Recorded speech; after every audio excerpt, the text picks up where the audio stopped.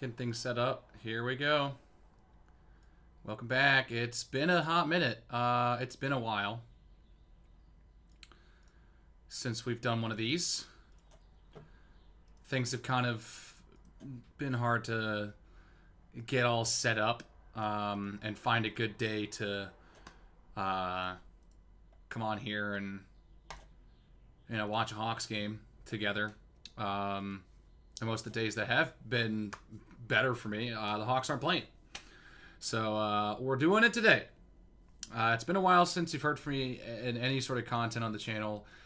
Apologies. When the Hawks season does evidently end in a little less than a month, mid-April, around the start of the playoffs, I'll be very much in a hockey mood, and I will definitely want to talk about the Hawks in some way. So expect just a video, maybe depending on how things go. It could be one or two. I don't know. But just expect something from me over the next, when the season ends. Expect a video from me to be talking about the Chicago Blackhawks. Because that should be something that will exist. That will 100% happen. I haven't done any sort of Hawks content over the last couple of years, in combination of other things going on in my life, and I didn't really want to cover a team like the Hawks that they were just really, really bad, and they still are this year. But I thought it would be at least to do some sort of hockey content on the channel to live stream a couple of these games and watch them together. That's it, really. Anyways, Hawks and Devils today. Hawks. I mean, it's of course, right. I get back and I can finally do one of these things again. And the Hawks are eliminated. They're one of the first two teams eliminated from playoff contention. What do you know? Of course. Oh, that's what I was going to do. Hang on. I knew there was something I was forgetting. Where is it? Is this it? Right here?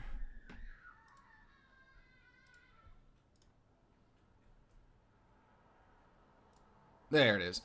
Cool. There's the chat box. Gotta have that up. Looks like we're all good, stream-wise. Of course, right?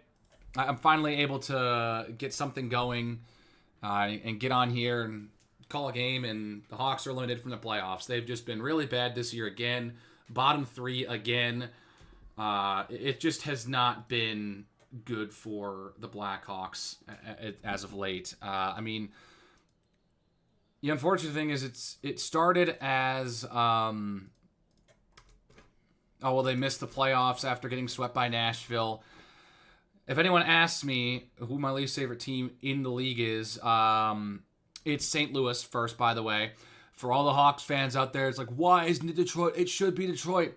I became a Hawks fan and really, really started to follow them after the Red Wings left for the Eastern Conference. So don't blame me. Blame the NHL for putting the Red Wings in the Eastern Conference. So for me, it's St. Louis. Number two is Nashville, because the Hawks have made the playoffs one time since 2017, when they were the number one seed in the West and got swept aside by the second wildcard team. This isn't like a Tampa Bay thing where they got completely embarrassed by a team that just squeaked into the playoffs. But like the next 2 years, they won cups. They were still cup contenders the next year. The Hawks fell off. Like, that was the end of the dynasty. That was the end of their contention window. Getting swept by Nashville was it. And because they have not had any sort of contention, haven't even been close to contention since, it's a big reason why I really, really hate Nashville. And also, just in the regular season, the Hawks can't find a way to beat Nashville. When I called that game, the last game, of course, that I did was against the Nashville Predators. And there were a couple stats on there about, how bad the Hawks have played against Nashville in the last, 3 or 5 years. Was a focal point. There's another reason they just keep losing to Nashville. And then probably is Detroit. So after Nashville takes out the Hawks, they go from first to worst in the Central, and they finish last in the Central Division by like almost 15 points. I'm looking at it right here. They finished by like 15 points. They were only bottom 3 of the conference, but then again, the Central Division that year was really good. 3 teams with 100 points, and then 3 teams in the 90s. Colorado was the second wild card team, and then the 2 teams below them, St. Louis and Dallas, both had over 90 points. So I mean, like, the Central was tough in 2018. That one's fine. You missed the playoffs one year. The next year, they don't finish in last place. They finished in actually 6th place, not 7th, because this was when the Central still had 7 teams. 6th of 7 by 1 point over the Wild. 6 points out of a playoff spot. Colorado got the second wild card with 90 points. But even with the 84 points that the Hawks did get, that was still better than half of the Pacific Division. The latter half of the 2010s was bad for the Pacific Division. They were just not good. It was just not a good division. I mean, Arizona was 4th in the division with 86 points that season. Whew! That would have been good for 6th in the Central, 6th in the Metro. I mean, like, yeesh. And then Vancouver was 5th in the division with 81 points. That would have been last in the Central. And it's like, my goodness. Anyways, 2019, they finished second to last. They finished last in the Central in 2020 and get a playoff berth because of COVID. You get to expand the playoff format. And they were the last team to be included because they had a better record than Anaheim by 5 points. They had 5 more points, which the 3 teams that missed out of the Western Conference were the 3 California teams. How wonky is that, right? Oh my goodness, sorry. Got the chills. So they finished last in the division, make the playoffs, won their qualifying round series against Edmonton. That was really fun because it was just a nice last hurrah to some of those pieces who were there during the dynasty years. Taves, Kane, Crawford, Keith, Seabrook. You know, you got like a lot of guys who were still there. It was one last push before it evidently ended. Of course, we're coming up on puck drop in about 10 minutes here, so I got some time to kill. I'm just kind of ranting here a little bit, preaching to the choir. There's no point to doing this, but I just want to entertain myself. Anyways, after 2020, they finished last in the Central. They get into the playoffs. They beat Edmonton in 4 games. Didn't even take 5 games. They beat Edmonton in 4 games in the qualifying round. Now, to be fair, Pittsburgh, who was 5 in the East, also lost their qualifying round series to Montreal, who was the 12 seed in 4 games as well. But Chicago gets to play Vegas, who wins the first seed during that round robin thing, and they get stopped as they should have. They were able to steal a win, and I was just going to be. Excuse me. When I saw that they drew Vegas and Vegas became the first seed, regardless, they were going to have to play the number 1 seed. I was like, if they get 1 game, I'll be happy. And they got 1 game. Corey Crawford put up a phenomenal performance in said game. And that was it. That's been it for the playoffs. Because in 2021, with the altered divisions, with the Central Division, if you will, finished 6th out of 8 above the Red Wings and the Blue Jackets. But we're still about 10 points out of a playoff spot. That was Nashville who got that. And frankly, you know what would have happened, and you know how they probably get in that year, is if they don't go 0-7-1 against the Nashville Predators. Or no, 1-6 oh god, what was that? Hang on. I kept a log of this. Whatever it was. Hang on, give me a second. I kept a log on this. I did. Hang on. Patience. 1-5-2. That's what it was. They had 2 overtime losses. They had 2. So, they have 2 overtime losses to Nashville. They only win 1 game. So basically, they win 1 of 8 games against the Nashville Predators. If they get maybe 3 of those games instead, then this is a completely different conversation, because they lost twice in overtime to start the year, and then they just lost 3-1, 3-2, then 3-0, 5-2, 3-1. Like, they were losing consistently, and these weren't like super close games. They were getting pretty beat up. There were a lot of multi-goal losses in there. So if they were able to take a couple of those games, then maybe they probably get closer to a playoff berth. You just hope that they probably would have won at least one or two other games against a team like Dallas. Or that Dallas they played well against. Like Florida, probably. Florida or Carolina. With the weird scheduling. It kind of, going into that year, it felt like we all knew that Carolina, Florida, and Tampa were going to be the ones contending for the postseason. Actually, I think it was Carolina, Tampa, and Dallas that were really the front runners in that division. Florida kind of came out of nowhere, which just started this contention window that they, of course, paid off with a cup just this last season. Paid off with a championship. Dallas missed the playoffs. Nashville kind of snuck in there, which is what they've done a lot over the last, like 4 or 5 years. They've just snuck in and just kind of just hung around. They haven't actually finished top 3 in their division since they won the Central in 2019.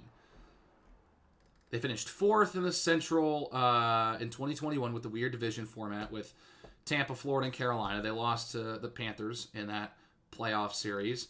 Then in 2022, we're going to jump ahead. The Hawks finished 7 of 8 in the Central's first year as an 8-team division. They finished 7 of 8. The Central sends 5 teams to the playoffs again. For what would that be? The second straight time that we had a normal division format. The Preds finished with 97 points. They get in. Vegas finishes 4th with 94 points, and so far the only time they've made the playoffs since they've become a franchise. Chicago finished with 68 points, which is good for 3rd worst in the Western Conference, only above Seattle and Arizona. Then the next year in 2023, they are the 2nd worst team in the league. So this is right when we're starting to see, like, this team's just bad. Really, really bad. 8 out of 8. Second worst in the West. Anaheim was the worst team in the league with 58 points. Chicago at 59. Columbus also at 59. They win the draft lottery. They get Connor Bedard. And then they finish 2nd worst in the league again. But they finish way worse. They go 52 points. But San Jose was the stinking pile of garbage at 47. So they still finished out of the last place by 5 points. And this year's no different. They're playing really, really poorly to end this season. And they're, again, 2nd worst in the league, only above San Jose. And they're above San Jose by 4 points. Nashville is 3rd worst in the league, and Chicago's 11 points behind them. Like, there's everyone else, and then there's Chicago and San Jose, 2 teams who have just both been equally terrible this year. So they're trying to play a little bit of spoiler, make this Eastern wildcard picture really interesting. It's been really interesting for the last, month already. But we could try and... it's not... This game specifically doesn't matter too much. The Devils are pretty comfortably in 3rd place in the Metro Division. They're... 7 points ahead of the Isles and the Rangers, who are in 4th and 5th, respectively. And they're more concerned about wildcard spots. So, the first thing that for New Jersey to miss the playoffs, oh my God, can I speak in complete sentences, would be to keep losing and to get jumped there. But they're comfortably in 3rd place right now, especially because they're 7 points ahead of 4th place and 9 points behind 2nd place. So they're kind of just stuck there right now, trying to get maybe closer to 2nd place. The Canes, I don't think, play today. There aren't that many games today. Hang on. Yeah. The Isles play today. But that's really all that the Devils need to worry about. They're kind of comfortably in there with only about 10 games left. I think they're going to be fine. I think the Devils are going to be fine. And for me, good for them. Because That's a team that's struggled a lot over the past decade. They made the Cup in 2012, made the Cup final. Swan song, like the last big playoff run for Marty Brodeur. And then they have a surprise playoff appearance in 2018, only to be beat by the Lightning in like 5 games. And then it's just back into the basement for a couple of years. They get Jack Hughes, they get Nico Hischier before the 2018 playoff break, by the way. Hischier specifically. They get Jack Hughes, they win the draft lottery. They struggle in the first couple of years with Jack Hughes. But then they kind of all are able to put it together in 2023 with some of the key additions, like Timo Meier was a big trade deadline. I remember that was huge that offseason. You know, Jesper Bratt, Dawson Mercer, oh my God, Dougie Hamilton. That's the big defender. But the problem last season was their goaltending. Again, they were really good offensively, above average when it comes to scoring. They're 12th in scoring with 3.22 goals per game, but they were letting up a ton of goals.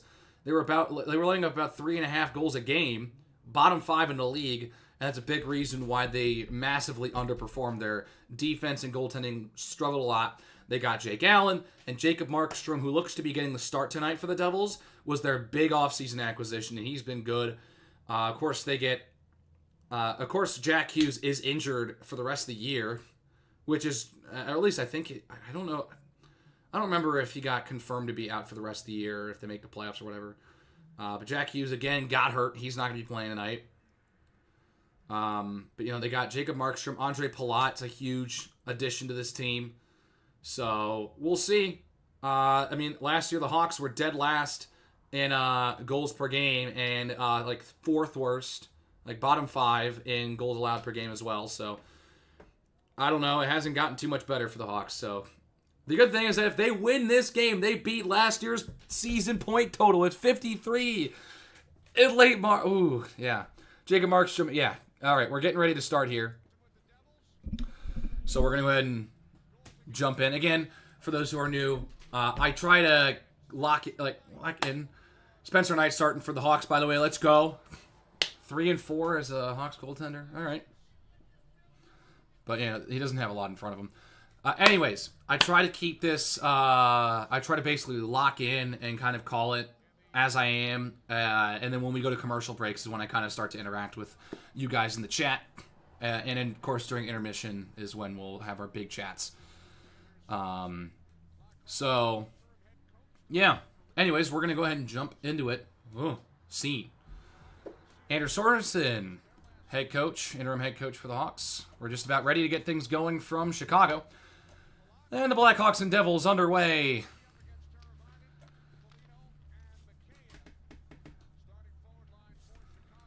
All right.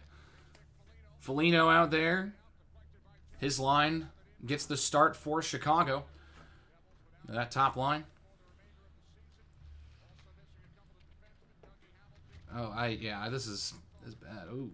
Yeah, this is not what I have. Wow. Hang on. I'm going to have to... Let's just double check. Okay, Simon image. Wow, that's bad. All right, I need to... I'm just realizing I need to get the lines correct. Whatever the NHL provided was not right. So we're going to take a second here.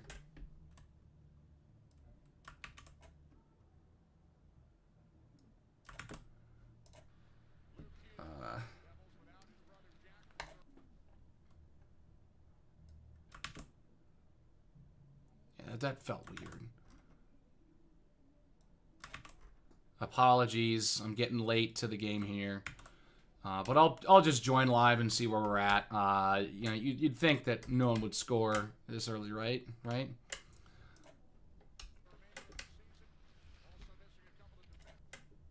Because and the big reason is I saw a guy who I initially listed as a scratch on here, which is not the case. Obviously not a scratch in Justin Dowling.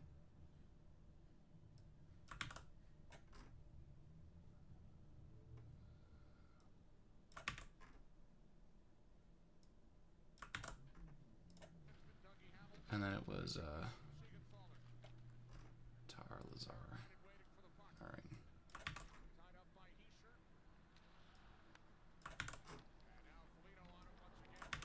The defensive pairings I got, though, that was no problem. Let's just double check our Hawks lines here. Yeah, okay. Yep. Yeah, Donato's playing top line. That makes total sense. I don't know why they had it listed as Mikheyev playing top line with Nazar Bedard. You know.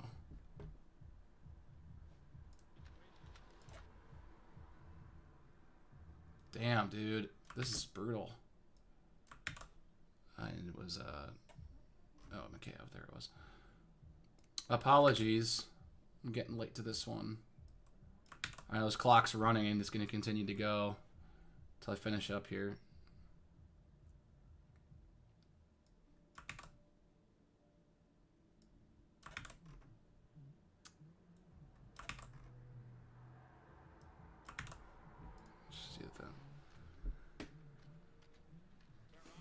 Okay, I mean, it was mostly accurate.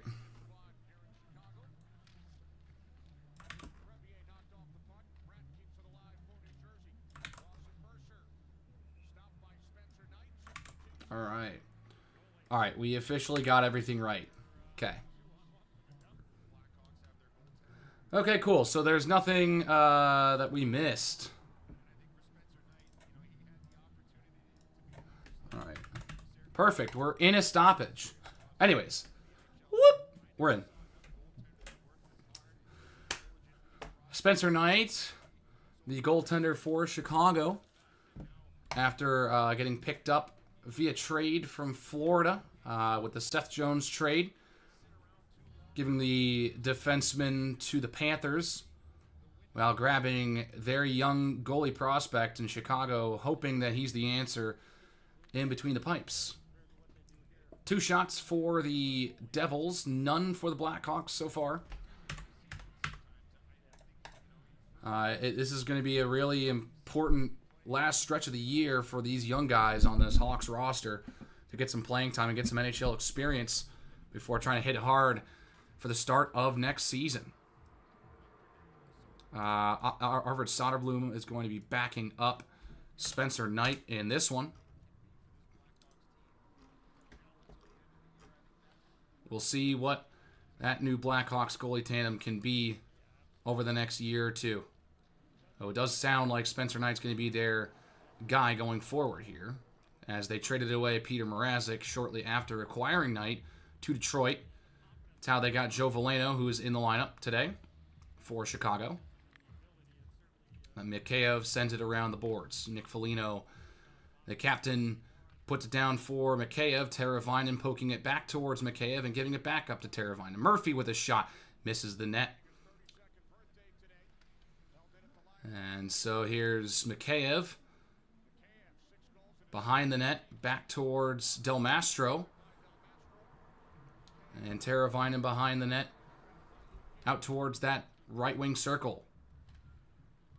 Poked away by the Devils. It's Brett Pesce will clear it away.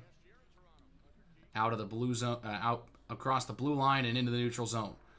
Foligno will hold on to it. Chicago will retain possession and conduct the line change here. 4 minutes gone in this one. Connor Bedard out there for Chicago. And that top line with him, Donato, and Nazar. They still fight for it right by the Hawk bench as Nazar gives it back to Alex Vlasic, a defender that they've really given a chance to. Here's Bedard with a shot and a save from Markstrom, the first shot of the game for Chicago.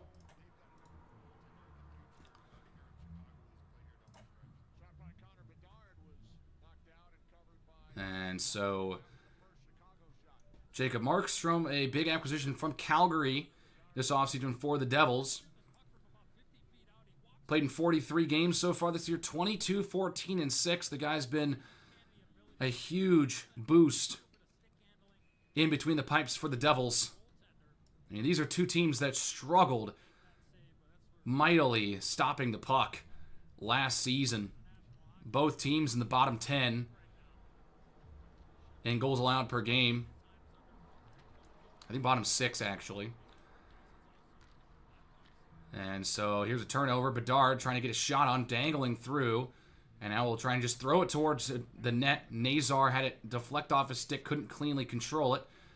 Wyatt Kaiser playing with the second overall pick this past draft. Artem Levshinov, who's getting his first NHL action at the tail end of the season for Chicago. Sent towards the net. Donato couldn't hold on to it. It's Levshinov shooting it towards the net, and the save is made by Markstrom. And it will be cleared away. Nazar slipping and sliding away.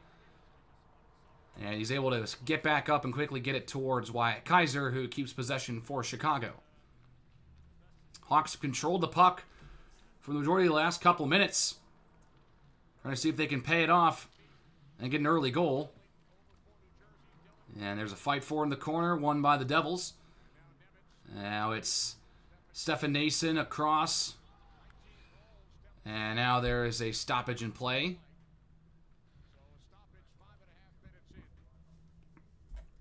5.5 minutes into this one.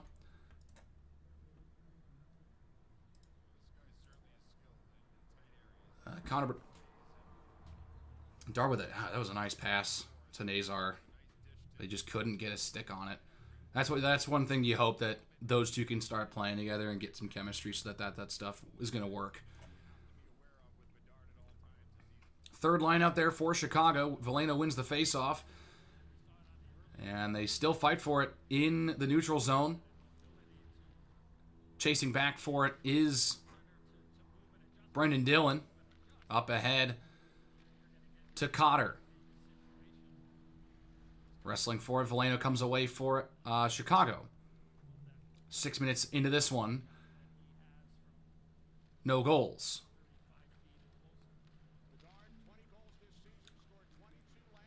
Here's a turnover now, a potential 2-on-1. It's Cotter. He's going to shoot. And a save is made by Spencer Knight. Trying to get his glove on it. Now does. And that stops play.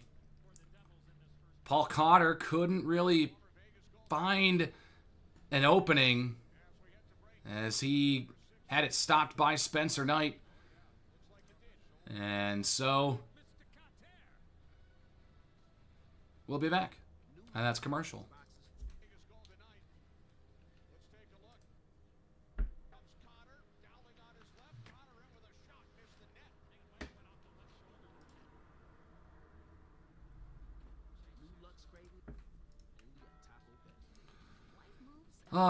So no shots, so no goals so far. It's a hockey game. Nothing too ridiculous so far. So yeah, I don't know.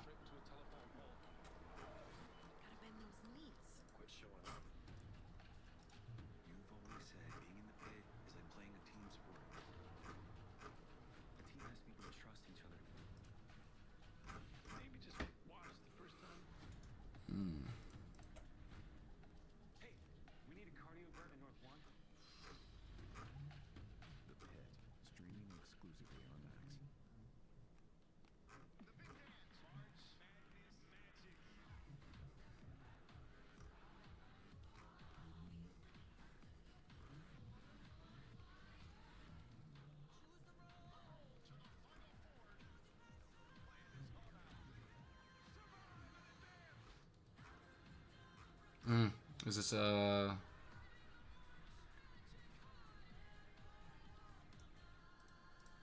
that was March Madness. Dude, March Madness has been fun. It's just been fun. It hasn't really been like drama filled or whatever what we've seen in years past. It's just been kind of fun a little bit. I don't know. The Sweet 16 should be fun. I don't know. That starts tomorrow. Damn. Wow. We're already back. Tomorrow anyways. We're back from commercial. And so the Devils win the faceoff in their offensive zone. Tatar over to the side. Luke Hughes shooting and they score. A tip in front. Nate Bastian. And the Devils go up 1-0.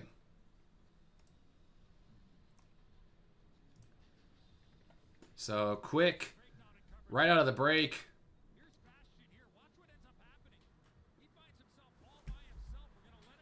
Let's see here. Luke Hughes with a nice move around Pat Maroon, and then just, yeah, Bastion's in their back door. Puts it by Spencer Knight. And that breaks a 10-game pointless streak for Nathan Bastian. It's his 4th goal of the season. So that's not how the Hawks want to start things. That's the 30th assist for Luke Hughes this season. First round pick by the Devils in 2021. Starting to shape up and hit his stride in New Jersey. And there's a penalty coming up, it looks like, as the Devils have gained a 1-0 lead on the Chicago Blackhawks. And it looks like Pat Maroon's going to be going to the box.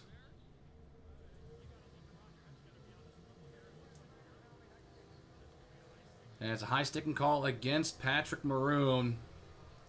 And so the Devils are going to go to the power play just after scoring, as Maroon gets called for high-sticking Thomas Tatar. And so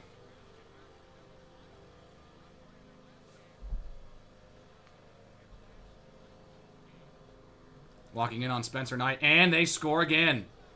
It's 2-0. 2 goals in less than a minute for the Devils. It's a power play goal. It's Dawson Mercer this time, and it took like 5 seconds. I don't even think it took 5 seconds for the Devils to score on the power play. And the Devils already up 2-0. They've scored on their last 2 shots.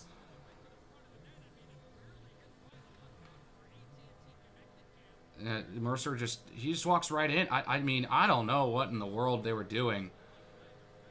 But, like, it just goes right by the leg of Spencer Knight and just into the net. And that one just looked way too easy. I think it might be a bit of Timo Meier right in front, just kind of guiding that puck and poking it, pushing Mercer's stick in the right direction to get it by Knight. Regardless, the Hawks are already down 2-0, and this one doesn't look good. And so, yeah, tough start for Chicago now in a 2-0 hole. Early in the first. 2 goals on 5 shots is not the way that Spencer Knight wants to start this one. Pass over Palat. In front again. And Timo Meier couldn't get a shot off. Good defense from Mikheyev to prevent anything. But now here comes another chance. And a stick lift off the stick of Palat. Nick Foligno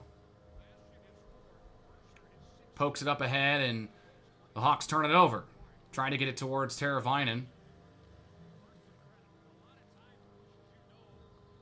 And so the Devils will reset, get some fresh skaters on the ice.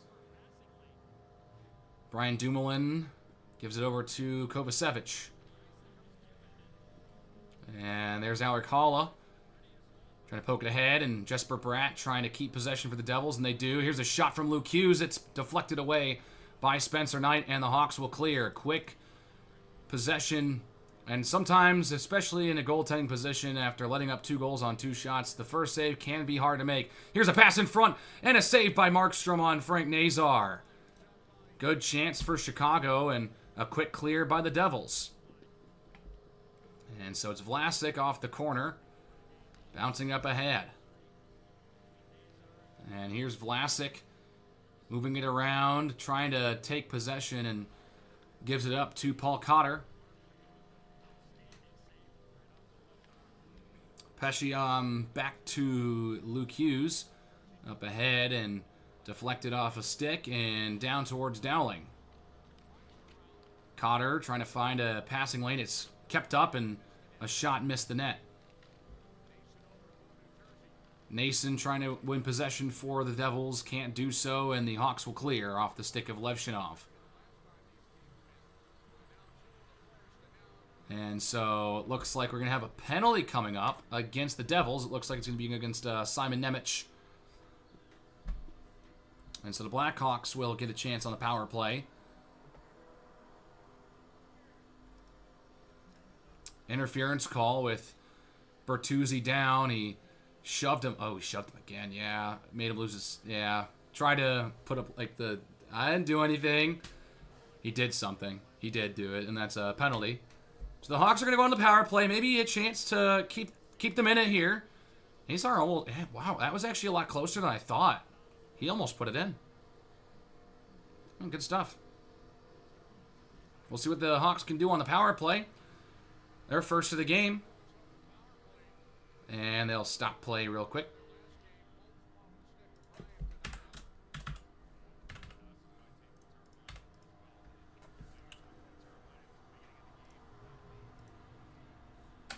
So 11 minutes to go in the first period. The Devils have taken a 2-0 lead quickly. And so Levshinov trying to dive and keep possession in favor for Chicago, and he does. And there's a pass in front. They score! Ryan Donato finds Tyler Bertuzzi, and the Hawks have cut the lead in half.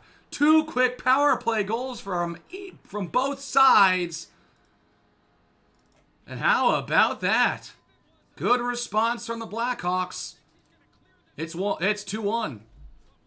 Levshinov, what a play! What a play! And then Donato in the right-hand circle, they go exactly the way the Devils scored their first goal. Bertuzzi, backdoor.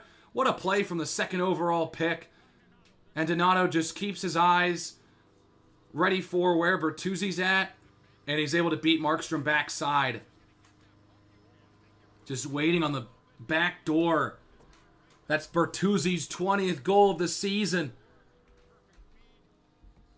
Coming into today, he had 2 goals in 2 of his last 4 coming after a 20-game goalless streak. So Tyler Bertuzzi is starting to find the back of the net again.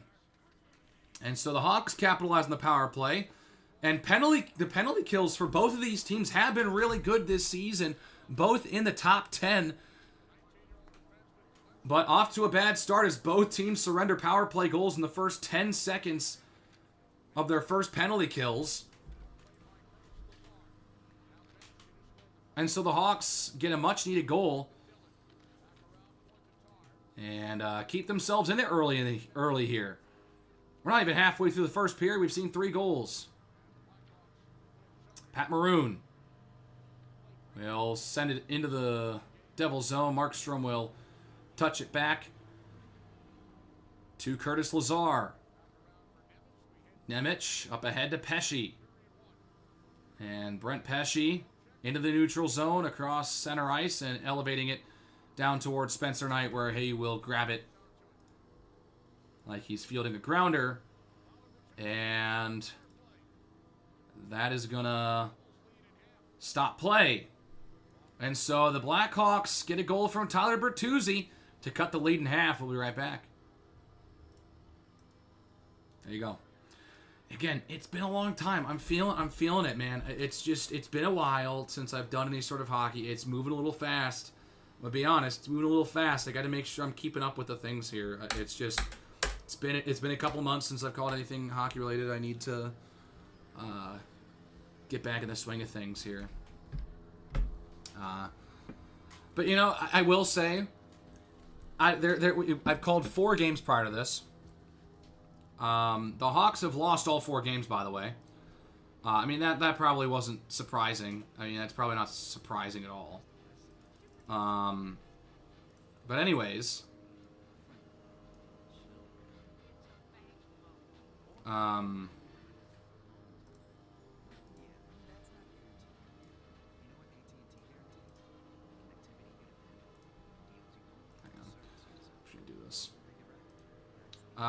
Sorry, I don't know what I know what I was doing now.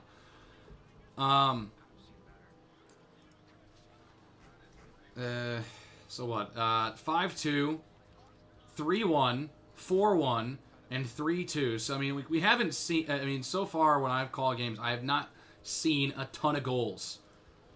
They've just been lower scoring games. There's only been one team to score more than 5 or more than 4, and that was the Utah Hockey Club, and then their first game, and 2 of those goals came within like the last 2 minutes of the game. So, you know, I don't know.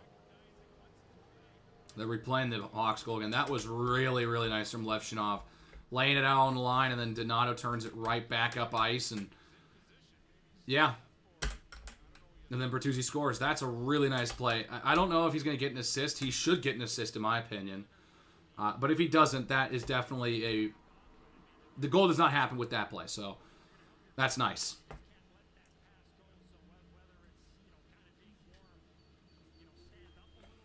Yeah, we're back anyways. That's what it was. I needed to get some sneeze. Out to center, it's Dawson Mercer. And he drops it off for Hollow, shoots one, and it's steered away by Knight.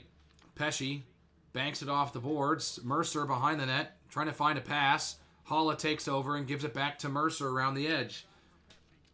PxP back up to the corner. And Knight will cover. Eric Holla, the pressuring devil in the vicinity. And so Spencer Knight's been shaken early here. Trying to shake it off. Make some key stops, keep the Hawks in it. And hope his offense can do something, as they've already gotten one of those 2 goals back.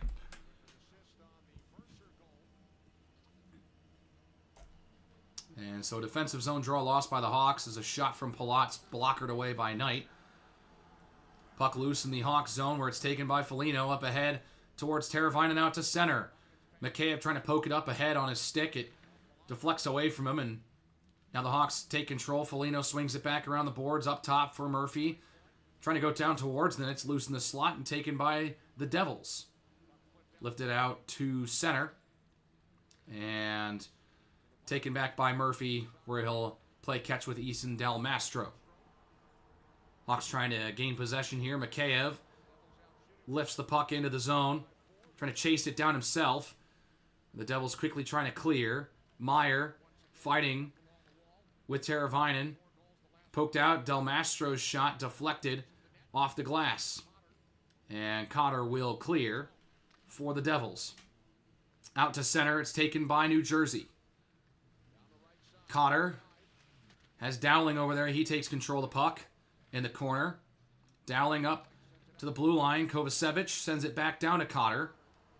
And Cotter around the boards trying to find a pass. Can't do it. It's poked away. And now here comes Nick Foligno. The captain shooting. Saved by Markstrom. Off his glove. Didn't cleanly glove it, but off his glove.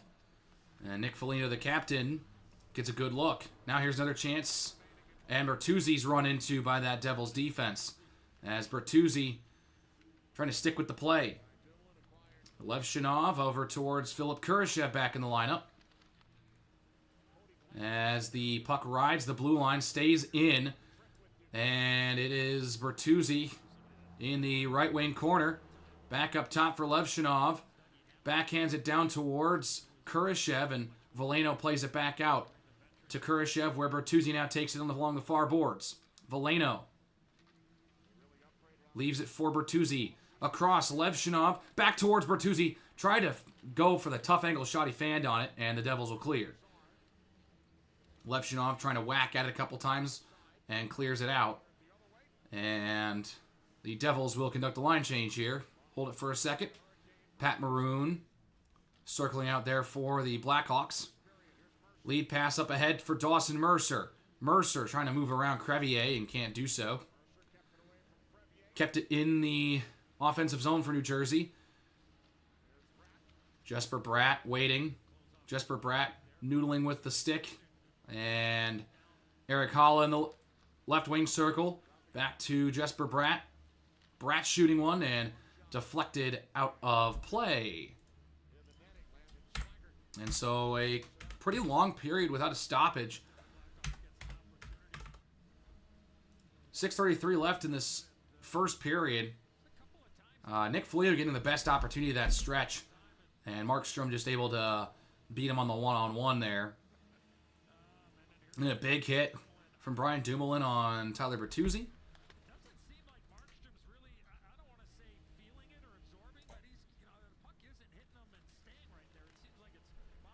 Nico Hischier off the draw, gives it to Meyer, and the shot fired wide. PxP down behind the net, where Del Mastro works Palat off the puck. Kept in by the Devils. And Donato will regain control for the Blackhawks.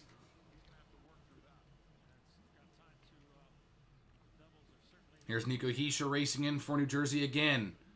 Hischier trying to find a pass and finds nothing but red sweaters. Nemec just holds on to it as the Devils will conduct another line change. 5:45 to go in the first period. 2-1 Devils on TNT, which the game is being simultaneously streamed on TNT. There's no blackout for this game that I saw. So if you do live in the Chicago area and want to watch this game, you can get on TNT. It is not blacked out for you. That's great. Love to see that. Especially with how hard it's been for people to get Chicago Sports Network. 5:20 to go in the first. Devils in the offensive zone. And they try to wrap around. Spencer not able to keep it out. Puck's still loose. Poke back out. And it's Bastian down low. They fight forward in the corner. Levshinov behind his own net. Puck is won by the Devils. Nemec walking the blue line. Throws it to the net, and it's deflected off of Spencer Knight. Curtis Lazar knocked down to the ice. On his knees, so is Levshinov, trying to find possession of the puck. Ends up on the stick of Wyatt Kaiser. And cleared down by Chicago.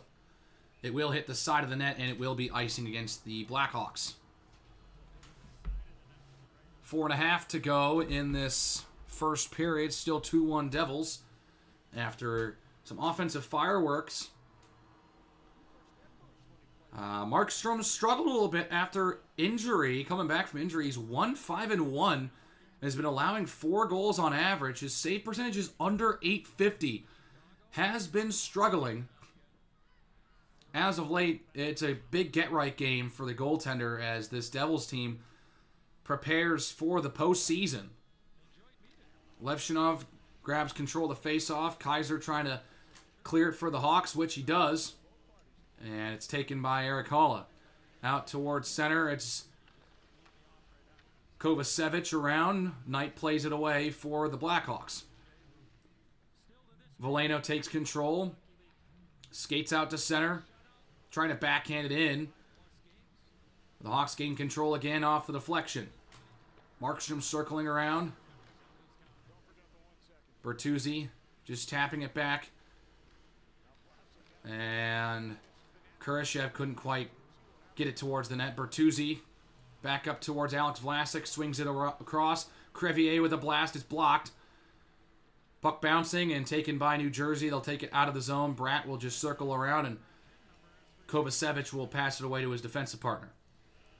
3.5 to go in the first period. Still 2-1 New Jersey. They've got 7 shots. The Hawks 5. Timo Meier around the Hawk net. Now along the far board, sending it back behind. Palat.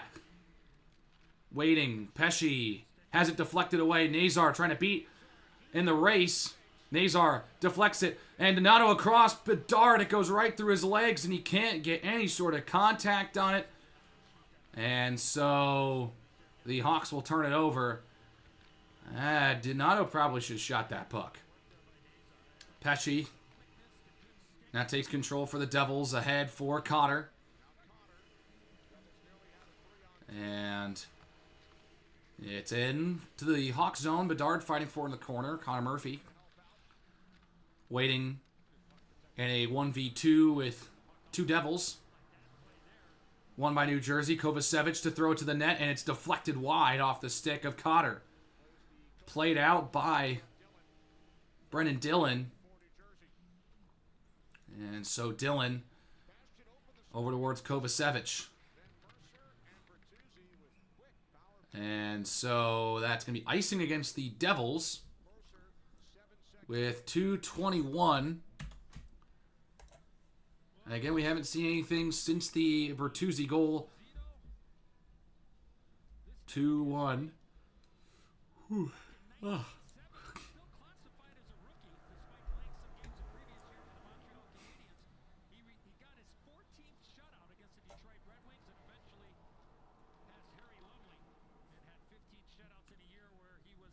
Kaiser off the face-off. Deep drop for the Hawks. Back in their own defensive zone off an offensive draw.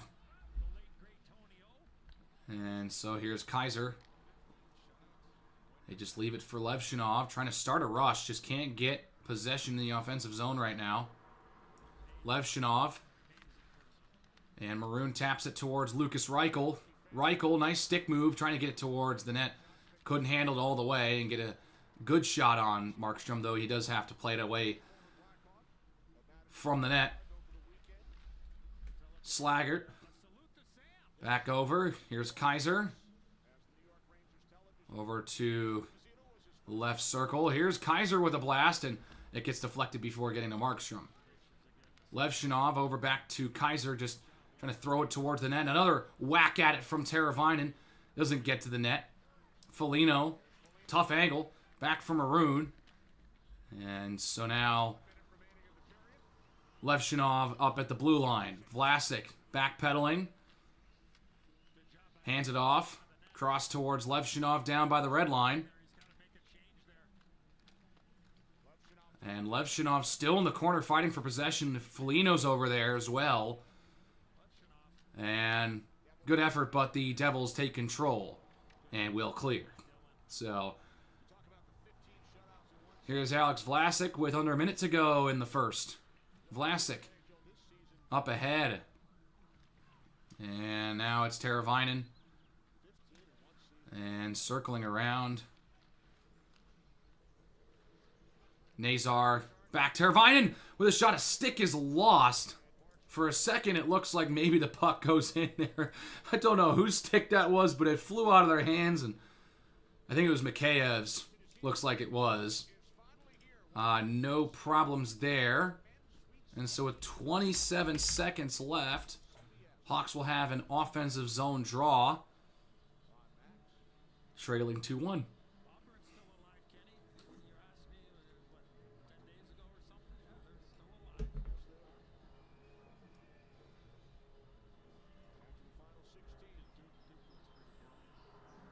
And so Nazar has to come out of the face-off circle. Bedard will take the face-off for him. He goes up against another first overall pick, Nico Hischier, in the face-off circle. Ref exchanging a couple words with the young superstar. And he stumbles as the face-off is won by the New Jersey Devils. Cleared away. Here's Connor Murphy. Around Del Mastro. And he sends it in the length of the ice. Markstrom plays it behind his own net. 10 seconds to go in the first. Pesce twirling up to the side. And it's cleared down. Connor Murphy will just hold on to it for the rest of the period. And that's how we reach the end of the first. So a 2-1 Devils lead at the end of the first period. 7 shots for the Devils, 5 shots for the Blackhawks. Bertuzzi, the lone goal for the Blackhawks. Dawson Mercer and Nathan Bastian getting the 2 goals for the Devils. And so we will take a break. And the Devils lead 2-1 at the end of the first over the Blackhawks on the road. And scene. Alright. And it's intermission break. I wouldn't say I've got, like, anything to do. I probably should close my window. There's some work going on outside, so I should probably close that so you guys don't have to hear that.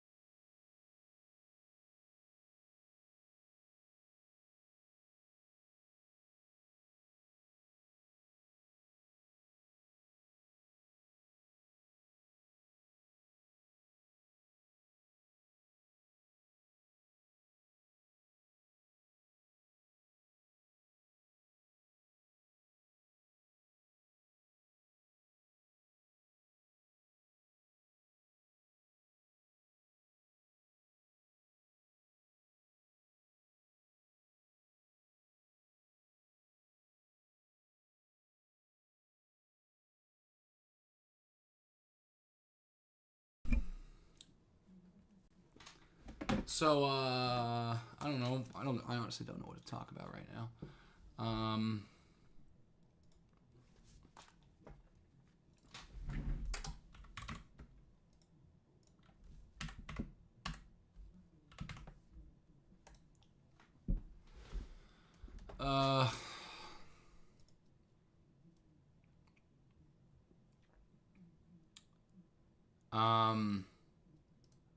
I mean, I'm having a good time. I mean, at least there's something going on. Like, that's kind of the way I'm thinking about it. At least there's something that's kind of going on here. It's not incredibly stale, I'd say. So, I mean, I don't know. If anyone has anything to add or wants to talk about, let me know. Doesn't have to be exclusively hockey related. If you got some Bears thoughts you want to share, fine with me.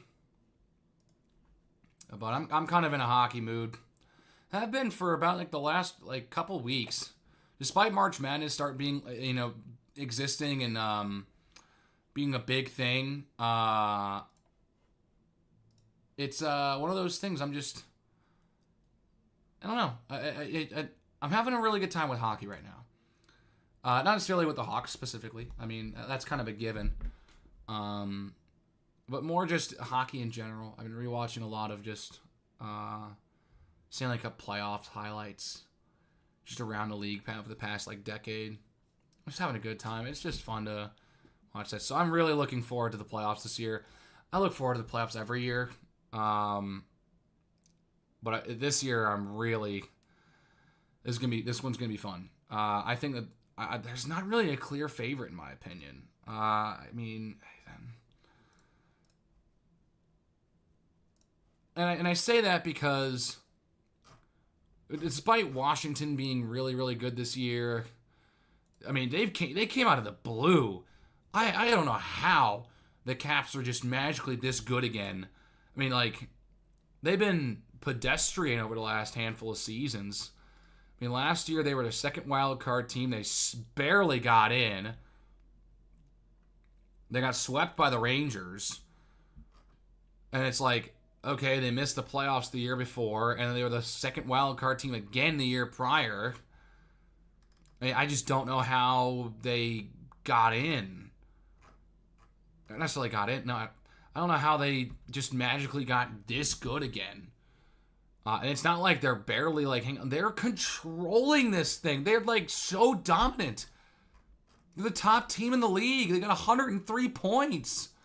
They're 13 points ahead. They've already clinched a playoff spot. And they still have 11 games to go. I mean, to be fair, so have the Jets. They've also clinched a playoff spot, but my goodness. Just wild.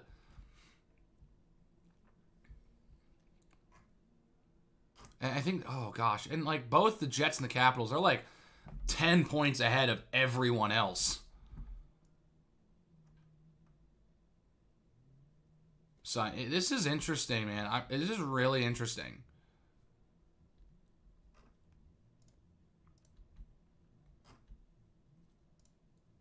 I'm ready to see what happens this year. Because looking at the wild card and looking what we're probably getting. The Atlantic race is looking really tight right now. It really is. It's a 3-dog race. Toronto, Florida, and Tampa. All three are within 2 points of each other. Toronto and Florida both have 89, and Tampa is 87. They're both really close. They're all really tight. I would be really interested to see if Toronto ends up winning the division. That would be really, really interesting. It's something they haven't done with this core of Matthews, Marner, Nylander, Morgan Riley, John Tavares.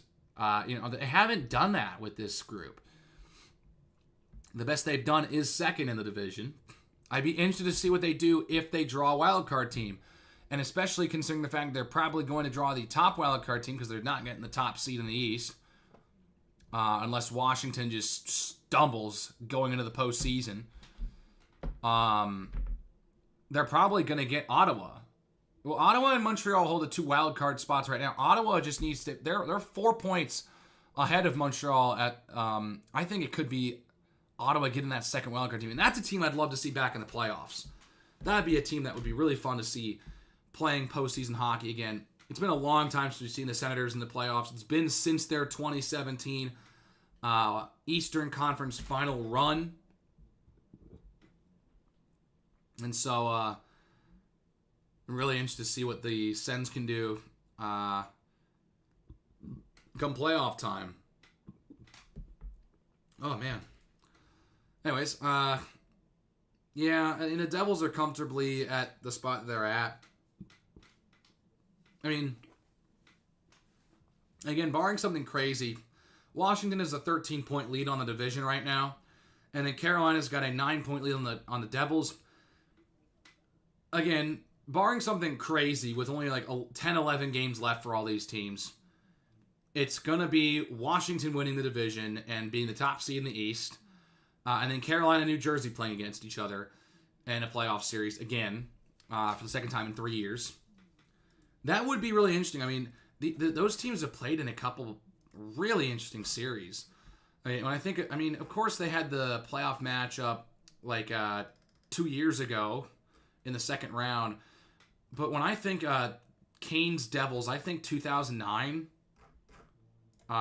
with a couple of really interesting things that happened. You have that like buzzer beater, third period goal to give the Canes a win, and then the meltdown in Game 7 for the Devils. So, I mean, they definitely want to get revenge on the Canes there.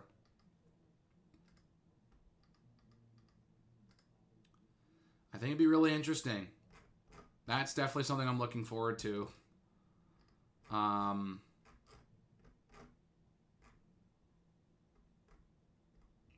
Because the last time they met in the playoffs, it wasn't all that close, to say the least. I mean, the Canes have won a playoff series in 4 straight seasons. 5 straight, technically, if you want to count the qualifiers in 2020. Well, then that would actually make it 6 years in a row where the Canes have won a playoff series. I mean, every time in this playoff streak the Canes have made the postseason, they've won a playoff series. So this would be really interesting to see what they're able to do. And you're kind of at a point, again, with it being 6 straight years winning a playoff series, this is kind of a year to do something for Carolina. They've made the Eastern Conference Final twice in that span, and they've won a grand total of 0 games in the Eastern Conference Final.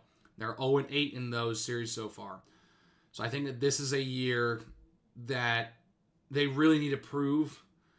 They need to prove a lot this year. The Hurricanes, to me, are a team where it's like, you're kind of just waiting for the playoffs. They're a team that's destined for postseason play. They're going to be in the playoffs. I think it's just they need to be they need to perform, because I mean, it's not like they need to win a series. It's not like they're the Leafs where winning a playoff series is the expectation and is just what they're asking for now. Now they're asking, can we win the Eastern Conference this year? Can we do it? Because it's going to be hard. It's going to be hard. And it's they're kind of in an unfortunate spot with being the second best team in the conference right now at 90 points, but they'd had to play Washington in the second round. The first step is, of course, getting back to the Eastern Conference Final. But can you win a freaking game this time? The last 3 times the Canes have been to the Eastern Conference Final in 2023, 2019, and 2009, they were swept in all of those appearances. This is the first time since the Hurricanes moved from Hartford that they've been a consistent playoff contender, because when they won the Cup, you go back in their history and it's just baffling. I mean, no playoff. They made the playoffs in 2002, and they went all the way to the not to the conference final. They went to the Cup final in 2002, lost in 5 games to the Red Wings. And then they make their next playoff appearance they go all the way and win the cup against a really, really underdog Oilers team that felt like maybe a team of destiny. Then they miss the playoffs for the next 2 years. They make it back as a 6 seed. They go to the conference final and lose every game in the conference final against the Penguins. Don't make the playoffs again for the next decade until 2019 when they finally get back in. They beat the Washington Capitals in an overtime Game 7. They sweep the Isles and then get swept in the third round to the Bruins. And that starts a streak.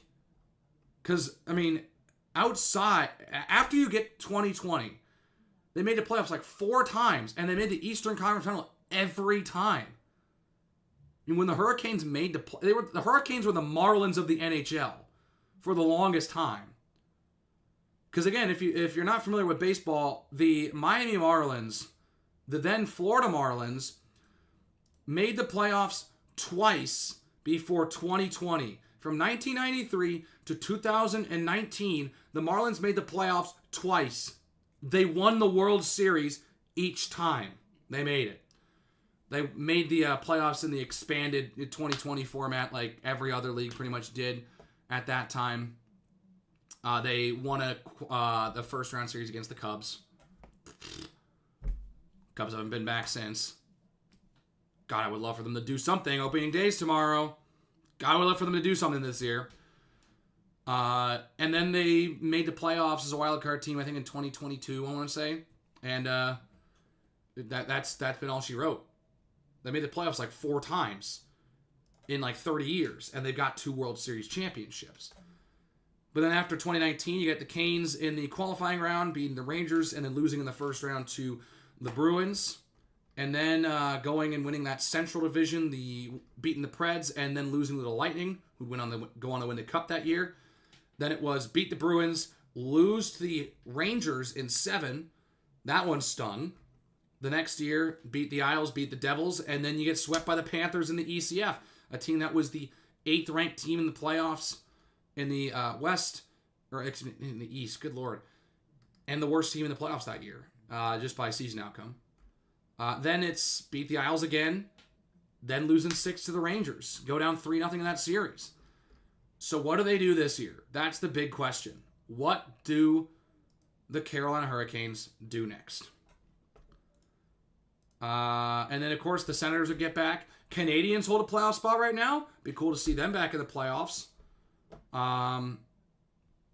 Especially since it felt like the last couple of years, the East has kind of been pretty samey.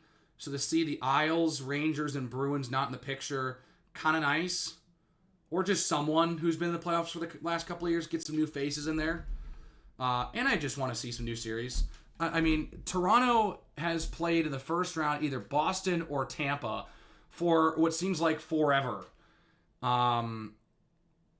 So to see Toronto possibly winning the series, to winning the Atlantic, and then possibly getting Ottawa would be kind of fun to see the Battle of Ontario in the playoffs again. That'd be a fun one to watch. That'd be really fun, in my opinion. I mean, like, I know America doesn't really get a lot of coverage for the Canadian teams, but I think that would be a series that I would 100% be watching. Really, if they got a wild card berth and the Senators and the Canadians were the 2 wild card teams, regardless of who they draw, it's a good series.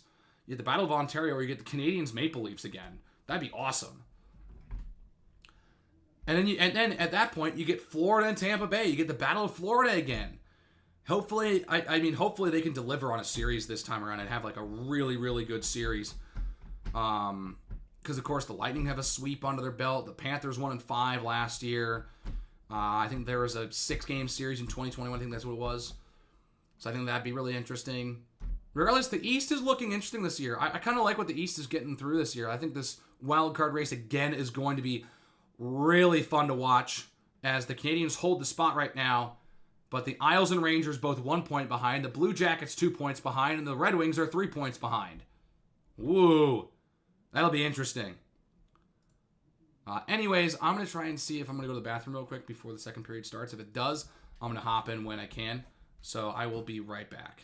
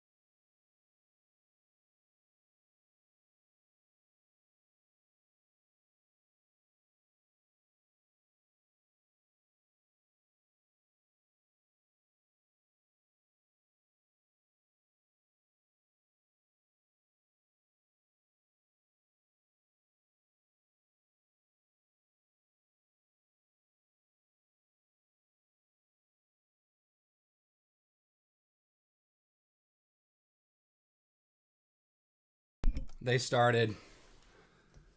So I'm going to hop in here on the next stoppage of play. If that's in like the next couple seconds, or if that's a...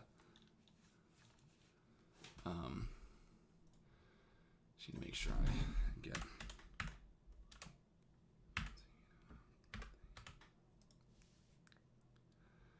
Okay. All right. Let's go ahead and get back into it. There's Frank Nazar dropping off for Connor Bedard. Donato trying to spin it around, and it's taken back by the Devils. Second period action between Chicago and New Jersey. And now taking ahead, Frank Nazar moving around over towards Bedard, and they go for the extra pass. Again, probably should have shot that puck. Crevier towards the net, and it's deflected and blocked possibly. Now there's a penalty coming up against the Devils. Looks like it's going to be Haula who's going to get the call. You're going to get called for a penalty here. It's a tripping penalty against Haula. And so the Hawks are going to go to the power play with a chance to tie the hockey game at 2. Nazar draws the trip. I mean... yeah, it was like... that was like all stick. Yeah, Haula got all of Nazar's stick. It's not a... it shouldn't be a penalty, but they call it. So the Hawks going to try and see if they can take advantage of this. With the penalty that gets called that probably shouldn't have been called. Both teams have scored on their only power plays of the first period. So we'll see. Bertuzzi around the net. Up to Donato. And now Bertuzzi in the right wing circle. Teravainen across. Spin around pass looking for Bedard. Doesn't find him. And it's Levshinov who will grab the puck behind his own net. Playing up on this top power play unit. Big opportunity for the 19-year-old. Playing just in one of his first 10 NHL games. Connor Bedard. Over towards Donato. Fakes a slap shot in the slot. Donato again. Trying to find an extra pass again. And that is cleared away. Hawks just will not put it on the net right now. I like the initial fake, the slap shot, but I don't know about the constant hang on and they go for the extra pass. Here's Bedard with a minute to go on the power play. Trying to find Donato, and it is taken away by the Devils. This power play hasn't been bad this season. It is a top 10 power play in the league. Special teams has been a pretty good thing for Chicago this year, though pretty much everything else hasn't. 40 seconds left on the power play. Nazar to Maroon, and he has it poked away. And now here comes Jesper Bratt. Bratt drops it off. Here's a shot. They score. It's a shorthanded goal for Andre Palat, and the Devils have a 3-1 lead.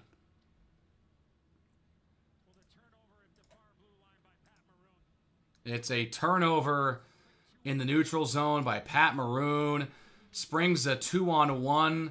Palat gives to Bratt. And then Bratt just drops off Palat, just beats Night Glove side. That's just tough. And so it's a shorty for the Devils. That one is going to hurt. And again, this penalty kill also, the Devils, so the Hawks have been good at special teams. They're both their penalty kill and their power play in the top 10 in the league. The Devils are even better. Their penalty kill and power play both top 5 in the NHL this season. So Palat gets the goal. Bratt with the assist. Here's a shot and a save for Markstrom on the power play off of Alex Vlasic. And so the Devils will kill this power play and score off of it. And so you can maybe complain about the penalty, but the Devils will 100% take the outcome with a goal and a penalty kill. And so Bratt picks up another assist on the goal. He has 63 now on the year, which is just insane. And so it's cleared out. Kaiser will chase it down. Waiting. Trying to find a pass towards Levshinov. Just runs into Stefan Nason. Now a turnover. Dowling towards the net. Nason trying to redirect it by Knight. And a good save. Pass up ahead. And Slaggert trying to take possession. Joe Valeno. Back up to Crevier. Here's a shot by Del Mastro. And Crevier will send it back in. 5 minutes into the second period. 3-1 Devils. Palat will clear for New Jersey. And Del Mastro will pass up ahead. Here is Teravainen off the corner. And it's Mikheyev. Teravainen trying to backhand it over. Mikheyev scores! Ilya Mikheyev cuts the lead to 1 again. And it's 3-2. Woo! Great pass from Teuvo Teravainen. And Ilya Mikheyev is his 9th goal of the year. This was a really nice setup. It was a pretty good opportunity. Good hand-eye. And regardless of if he scores, he probably did. Hang on, let me check this again. It's a couple deflections off of the Devils, and then Mikheyev, he scores. And even if he didn't, Nick Foligno made sure that it does go in regardless. It goes in. Mikheyev has his 9th of the year, or excuse me, his 17th goal of the season. Apologies. I didn't update this stuff. And so the Blackhawks are within 1 again. A big response after giving up the shorthanded goal. 3-2 now. Donato gives it back to Vlasic. Up ahead, here comes Ryan Donato. And he lost the handle on the puck. Up ahead to Holla. And sent around. And so here comes Nazar. Over to the side. Donato pulls up, shooting one. It missed the net. Maybe Markstrom got a piece of it. Bedard back over. Here's a shot. They score again! Ryan Donato on the tip. And we are tied at 3 in Chicago.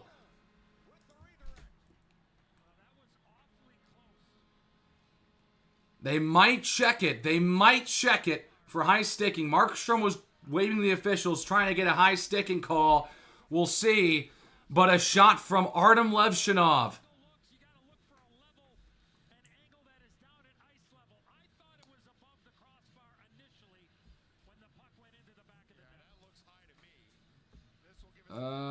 Maybe it's high. It would be. That's good. Yeah. That's above. That's not going to count.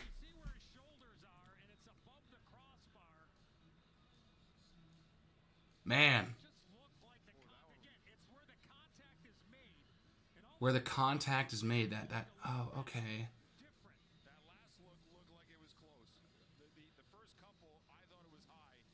Well, let's see. The good thing is that the call on the ice is a good goal. It is close. It is a very close look here.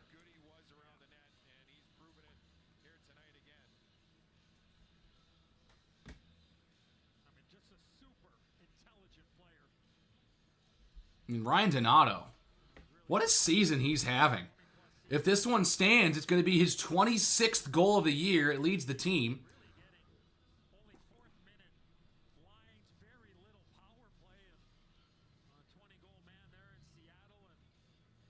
I mean, his previous career high was 16 goals.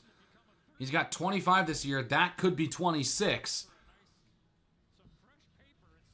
So let's see. This isn't a good angle.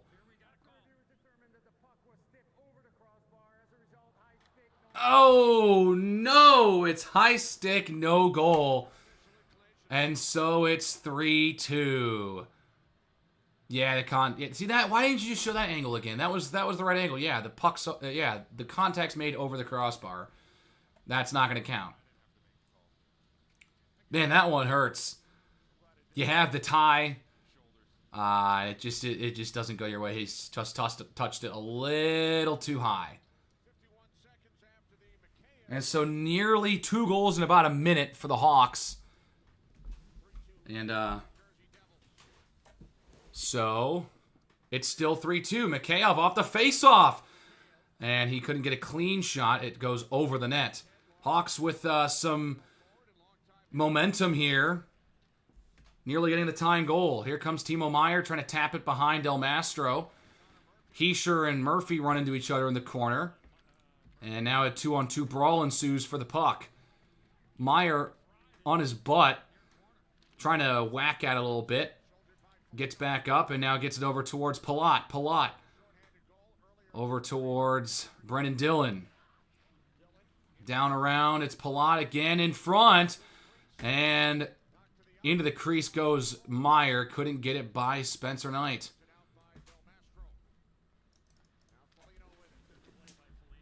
And so here's a shot and a save from Markstrom off of Mikheyev. Palat.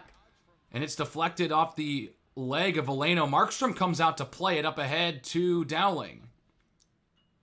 And so here's Kaiser behind his own net up ahead. Veleno dropping it off. Levshinov up ahead and bouncing into the Devil's zone. And that's Levshinov shooting one again. Missed the net. Kurashev over there now. Couldn't win possession for Chicago. It's Kovacevic now. And he will send it into the Blackhawks half as Curtis Lazar trying to get it back. He does. Here's a shot that misses the net. Luke Hughes waiting back over towards Pesce. He shoots one and it's off of Knight and it just missed the net. Levshinov still fighting and Veleno will get it over to Kaiser before it being played back towards Levshinov. Levshinov out towards center. And Kurashev lost the handle. Luke Hughes able to get it up ahead, and Tomas Tatar lost the puck. Kurashev up ahead towards Kaiser. Veleno. And now Levshinov circles it around, and it gets deflected on its way into the zone. Was trailing there in the slot there. And so here come the Hawks. Bedard up ahead towards Nazar. Off the corner, Nazar. Now Donato. Back over to the side, and Vlasic can't get to it. It'll roll all the way back down to Spencer Knight. Alex Vlasic holds on to it. Moves it ahead. It's Connor Bedard now. Bedard waiting. And Bedard over towards Kovacevic. And Kovacevic. Now Dumoulin ahead. And tipped away. Crevier trying to poke it ahead. And Donato trying to clear. Can't do so. Kept in by the Devils. Holla trying to keep possession. Finds Bratt. Circled around for Hischier. Dumoulin back down towards Hischier. And it goes into the trapezoid there. Here's Timo Meier. Spin around shot stopped by Knight. Here's Vlasic. Up around the side. Glove down. And circled around. It's Meier. Trying to center it the center. And Crevier able to get enough of it. It can't be cleared though. Donato couldn't get enough of it to get it out. Kept in by the Devils. And it's cleared out again now. Bedard with a chance. Bedard over to the side, and Markstrom with the save. Nazar was waiting. Slaggert racing in. Bedard still on the ice. A couple shoves from Nemec. And now Slaggert shoving him down. And now they stop play, it looks like. The players were continuing to go for a little bit, but Brendan Dillon and Landon Slaggert were getting in each other's face a little too much for the officials. And so that'll bring us to a timeout. Nemec really shoving Bedard after the play. You'd think maybe that becomes a penalty here. And it is against Nemec. It's going to be a minor penalty. And so it's a penalty assessed to Slaggert? Okay, well, we'll figure out what goes on when we come back from the break. I don't know what they're trying to go like. It should be a penalty on Nemec. I mean, he shoved him down.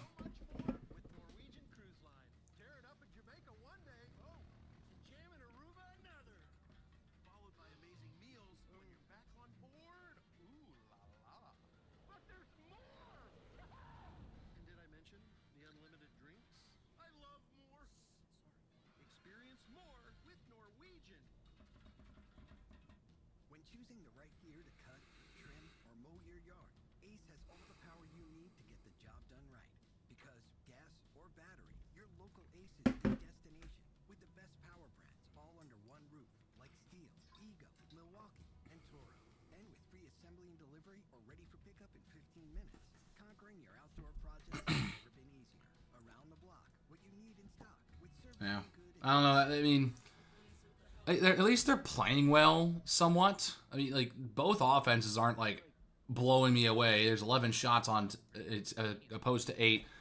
So the goalies have both been playing not great, considering it's 3-2 and there's only been like 19 shots. So no.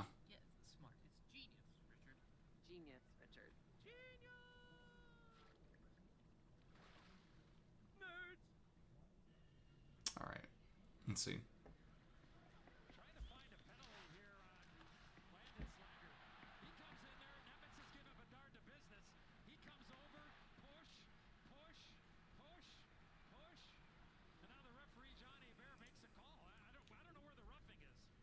So it's going to be against Slaggert. Nemec is going to get to the bench. Slaggert's going to take the penalty.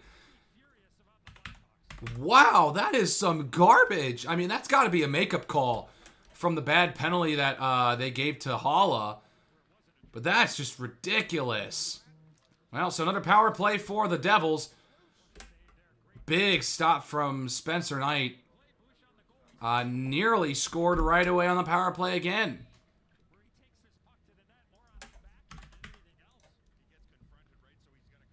So let's see.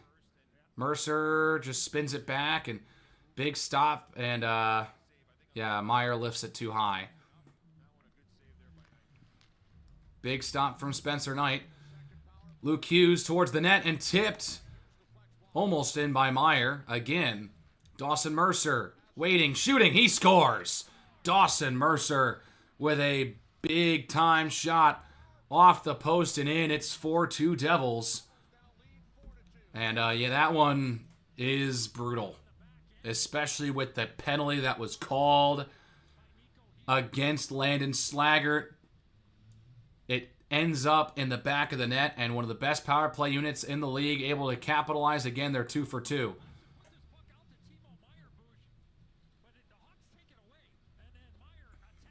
Dude, it went right through the legs of Heischer. I mean, like, that's just a really good shot. Damn, dude. Spencer Knight's having a rough day. He's having a rough game here.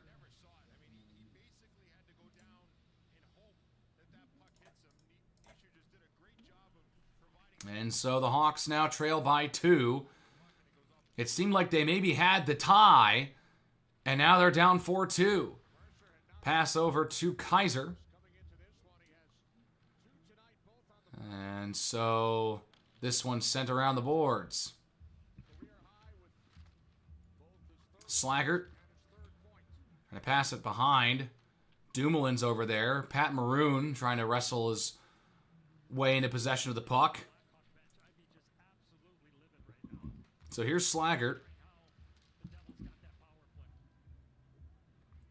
Lost it. It's Kaiser.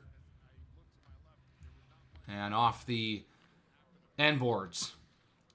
Kaiser tripped a little bit, and it's stolen by Dowling. Dowling trying to center it towards Cotter, and the lane's taken away by Chicago. Kurashev has his pass deflected off a Devil's stick, no icing. And so here's Dillon. Up ahead.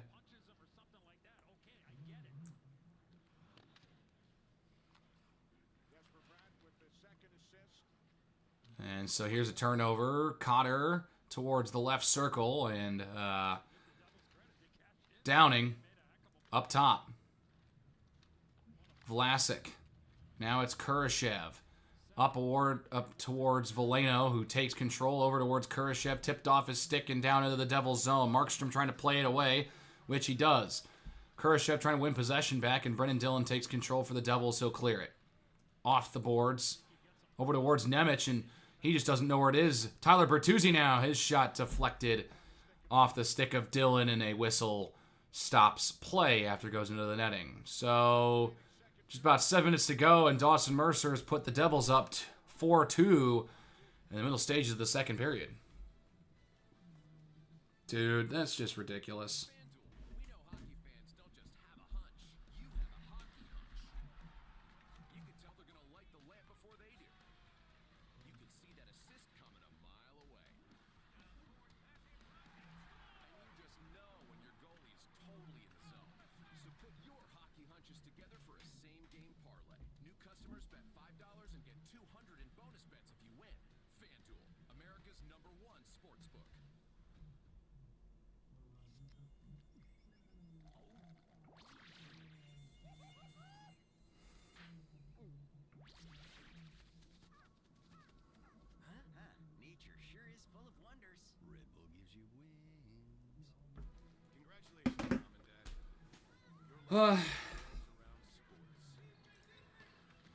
So, I don't know.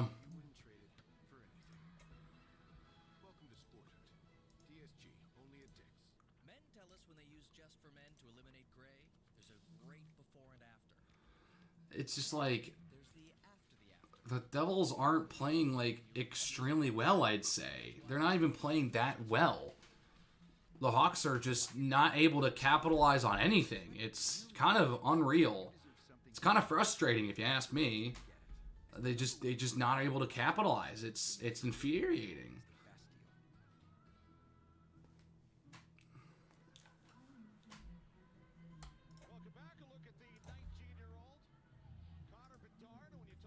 And you look at this. Most points and goals by a teenager in Blackhawks franchise history. Connor Bedard has 117 and points and 42 goals. The guy he's trying to beat, Eddie Olczyk, 129 points with 49 goals. So he's got to put up 13 points for the rest of the year to beat it because he turns 20 in the summer. Be kind of interesting.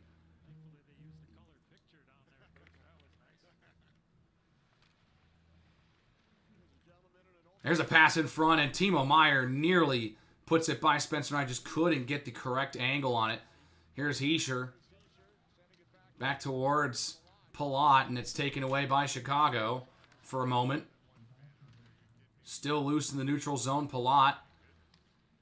Trying to pass it ahead. He does. Nice stop and move. Hischier sets up the offense. Hischier to the net, and the save is made by Knight. Luke Hughes swings it back. And Artem Levshinov holds on to it. Vlasic. And he's hit. And so the Devils able to keep control. Mercer fighting with Nazar. And Mercer trying to take control. And he gets it down low for Haula. Haula back up top for Dumoulin. Kovacevic. down to the corner. And Hala has it taken away. And so here's Nazar across the side. Donato winds up, and the save's made by Markstrom. And Kovacevic takes over for the Devils. Up ahead, and it's nearly taken away by Jesper Bratt. Ethan Del Mastro able to do just enough to get it away from the net. Mikheyev over back to Del Mastro, and Connor Murphy has to play it behind his own net. And Foligno, the captain, puts it into the Devils' zone. Foligno uses that glove to keep that puck in the offensive half for Chicago. About 5 minutes to go in the second period. Here is Connor Murphy in the corner, battling with Nason. They still battle away for it. Connor Murphy trying to clear it. It's taken by Cotter for New Jersey. Cotter down towards Nason. Nason along the far wall. And Teravainen does enough to clear. Fresh skaters getting out on the ice for the Devils. Dillon hands it off to Nemec. Here comes Bastian over towards Lazar and out to the side for Tatar. Fourth line out for the Devils. Second defensive pairing out for the Blackhawks. Murphy over for Mikheyev. Mikheyev has a goal in this game for Chicago. And a turnover. Lazar towards the front of the net, and a stick from Spencer Knight clears it away. And the Devils just continue to apply some pressure. The Hawks cannot get it clear to save their life right now. Dumoulin will shoot a standing glove save is made by Spencer Knight. And so there's 4 minutes to go in the second. Still 4-2 New Jersey.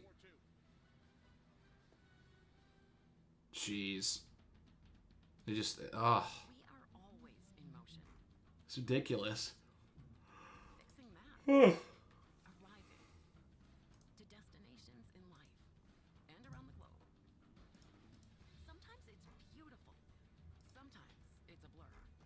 Because life never stops, you need someone you can trust to go right along with you, no matter where the future leads. Enterprise, for lives in drive. It doesn't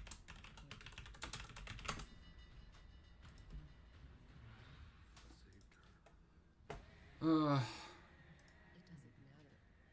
if you have a code like me. The Last of Us is getting a show. That's like fitting, I guess. It's kind of a cinematic game.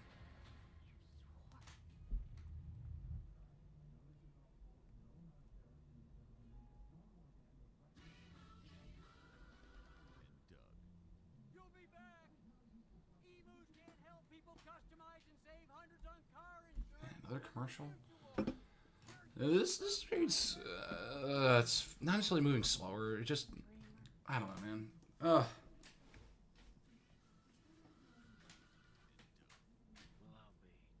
That's where it really did it. Only pay for what you need. All right.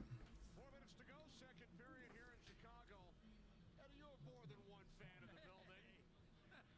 There's the senior Ed Olczyk. Yeah. Doesn't get out much, but great to see my dad. And he brought me to my very first Blackhawk game back in 1973 at the old Chicago Stadium. And I'm talking about Ed Olczyk. Eddie's, calling the game, so he's talking about his dad a little bit. years of his life, and never met anybody Oh, cool. harder. So great to see my dad out. And Well, back to hockey here in Chicago. 4-2, Devils in front. he likes Ed. I don't like Ed. I'd rather go by Eddie. Here's Luke Hughes. Into the left wing circle. Trying to center it for Heischer. He finds the stick of Meyer instead, and his shot's blocked. Meyer working on Vlasic. In front towards Heischer, and it's played away by Kurashev and Veleno. Crevier trying to clear it, which he will. And this is backhanded away. Crevier trips up a little bit. And now ahead for Heischer. Heischer down towards the corner as Vlasic plays it back for Crevier. Dillon has it tipped down, and now Vlasic up ahead. And Lucas Reichel trying to take control and race in. Bertuzzi sent back down to the ice. Slaggert able to steal back control for Chicago. Under 3 minutes to go in the second period. Lucas Reichel trying to take control. It's still loose. Slaggert can't find possession. Over to the side towards the net, and Slaggert can't get a stick on it. Murphy shooting one. It gets deflected before it gets to Markstrom, and it's cleared away by Mercer for New Jersey. Spinning around is Jesper Bratt. Bratt waiting. Over to the side. Nemec, tough angle shot. Hit the side of the net. And Del Mastro up ahead towards Slaggert, and now taken back by Pat Maroon. Up ahead here comes Lucas Reichel. Shooting one. Saved by Markstrom. No problems there for...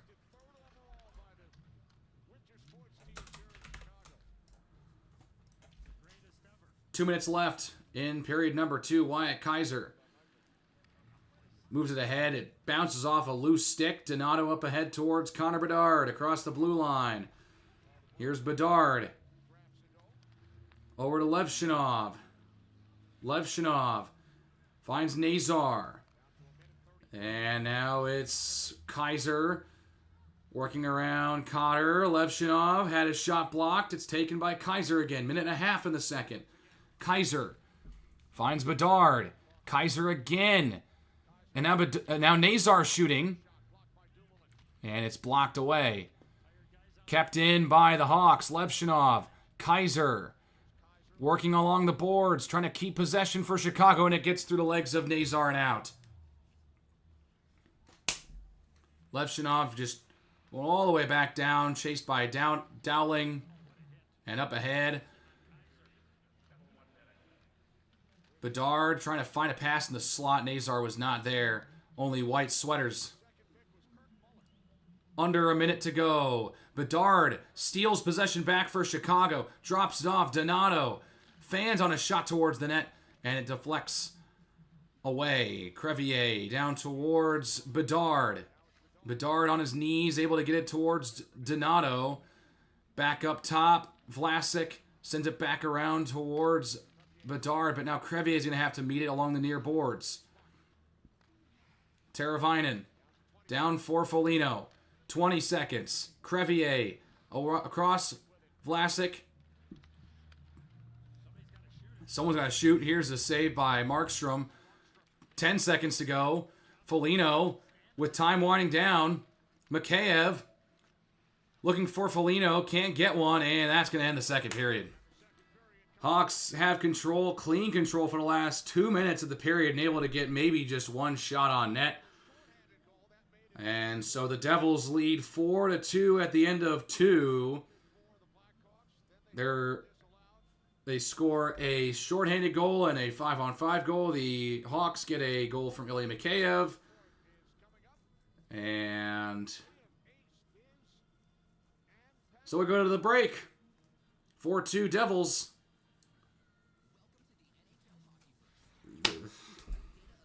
Dude, you gotta shoot the puck.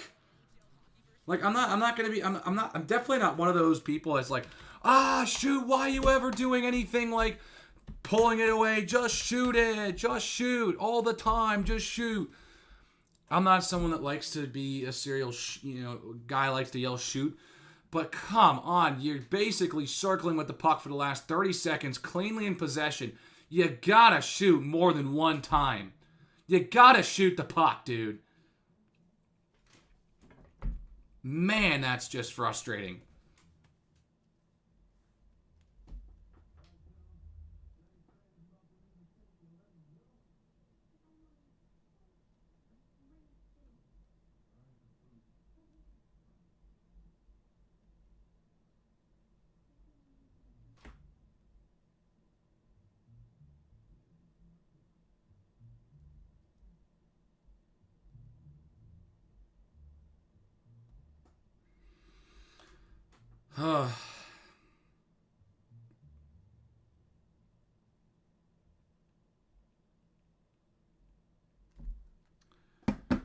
Dude, I don't know, man.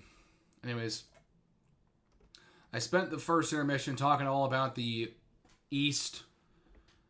I got nothing else better to do. Let's talk about the West. One thing's for sure, the Hawks will not be in the playoffs this year. They've already been eliminated. They are 22 points out of a playoff spot with 11 games to go. They're not getting in, and the team that's in that second wildcard spot is St. Louis, who they did not beat all season, so they have the tiebreaker. They're done. So, you kind of have to talk about the rest of the conference.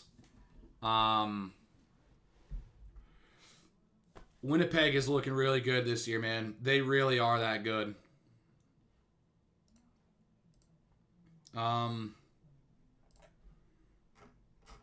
I don't know. They're doing a really good job this year.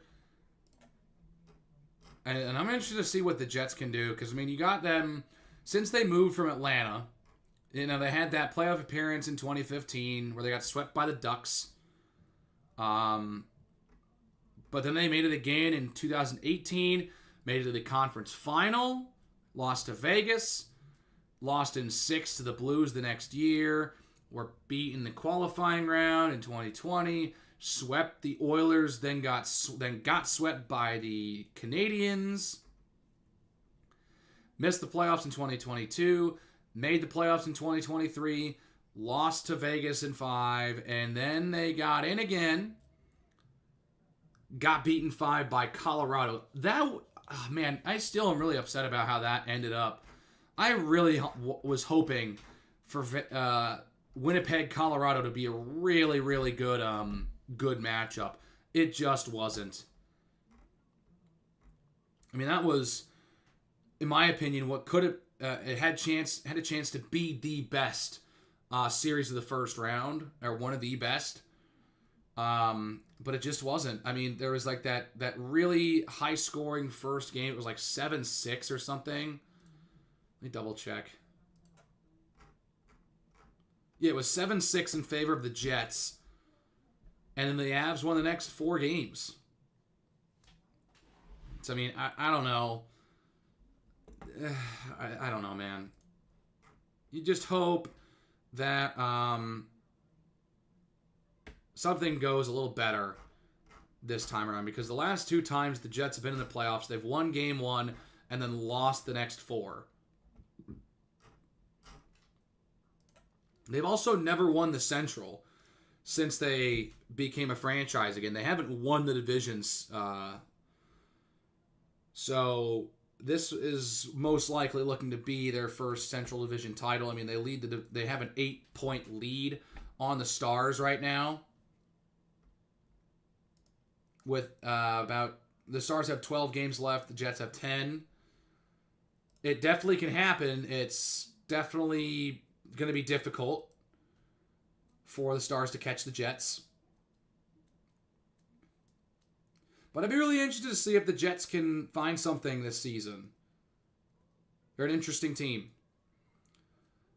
Because then the Avs are still there, though, in 3rd place. I mean, it looks like we're looking for a Dallas-Colorado rematch in the first round this year. That series had some weight to it last year. It wasn't like the series was like amazing, right? It had 2 overtime games to start and then end the series. But the other 4 games were kind of not necessarily nothing, but like they were multi-goal games. It wasn't incredibly close. So I guess I'd be really interested to see what happens with that.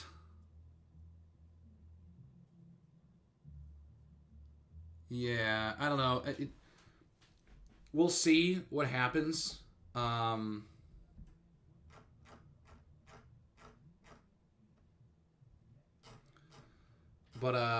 Yeah, I want to see what happens. Oh my god, I can't. Because Dallas won it in 6.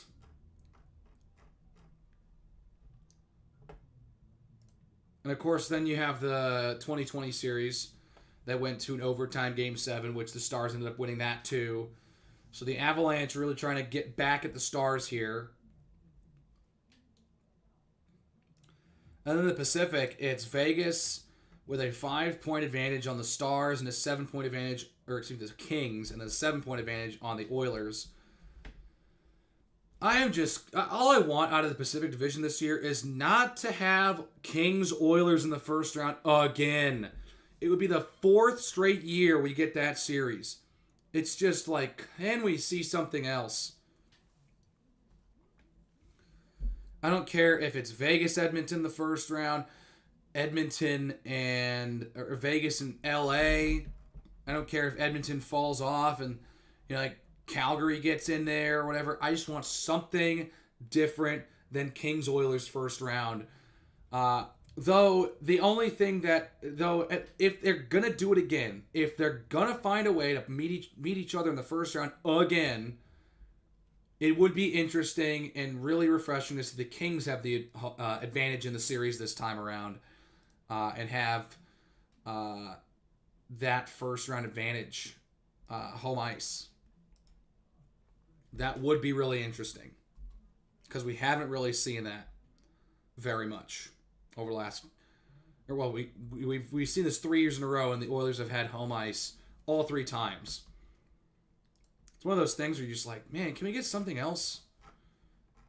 Because it was only a 5-game series. The Oilers just killed the Kings. It was just nothing this time around.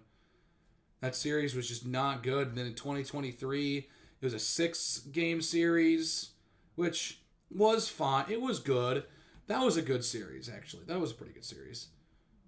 3 overtime games. A nice finish with a good Game 6. 2022, I don't remember being that good. Yeah, 1 overtime game. It did go to 7 games, but there were 2 games. There were 3 games of 4+ goals. The 3 straight games where the goal differential was a 6-goal game. 6-0, 8-2, 4-0. So, I mean, it's like, I mean, you have the overtime game, but that's largely it. I don't know. So, I mean, I'd like to see something different this time around. I don't know. Just something a little different. But we could be headed straight down to Edmonton, LA again. And again, it looks like the Central right now is in position to send another 4 teams to the playoffs. So, could be where we're headed. Another 5 teams. If I said 4, I said 4. Might be getting ready to see 5 teams from the Central again. Actually, have we seen... I know last year Vegas made the playoffs as a wild card. Seattle, yeah, they made the wild card. Yeah. So Minnesota holds the top wild card right now. They did not make the playoffs last year. They fell short. And then they fell flat in their last 2 playoff appearances against Dallas and St. Louis. 6-game series. And now it looks like they're probably going to be a wild card team. They'll probably be playing Vegas if they hold on to the wild card spot. I mean, they are 6 points behind Colorado, but the Avs are kind of comfortably in 3rd place. They're more concerned about possibly getting up to 2nd. So Minnesota might be playing Vegas. St. Louis is the 2nd wildcard team right now. They'd be the ones playing the Jets, which I can tell you right now, that one feels like a sweep. Mainly because the Jets are really, really good this season, and I just don't feel like the Blues are the team to really put up a fight. I don't know if they would be. The Flames, I would also agree that would probably feel like a bit of a sweep. The Canucks, maybe they get a game or two. I don't know. The Blues probably get a game. I might give them a game. But regardless, I honestly don't like the wild card 2 teams. They're gonna be struggling really hard. I think the top team in each conference is really good this year. Washington and Winnipeg have been playing out of their minds. So I mean that's definitely something where I'm like, RIP to those teams that make the playoffs and sneak in. If you want to get in the playoffs, you want to be at least a wild card 1 to have a real shot at doing something. But who am I to know, right? Who am I to know what's going to happen in the playoffs? Because again, the Bruins and Panthers had like 40. It was like a 40-point difference. No, it was like a 30-point difference.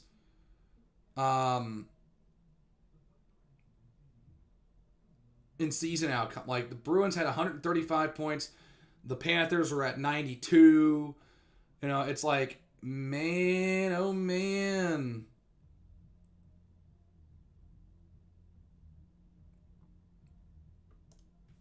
So who am I to say that it's a clean sweep? It might not be. I mean, but then again, you know, I thought that this Colorado Winnipeg series was going to be great last year. Like a 7-game. I felt like that series was destined for 7 games. And it was over in 5. It wasn't even close. So, yeah, I don't know. Be really interested. Yeah, we'll see.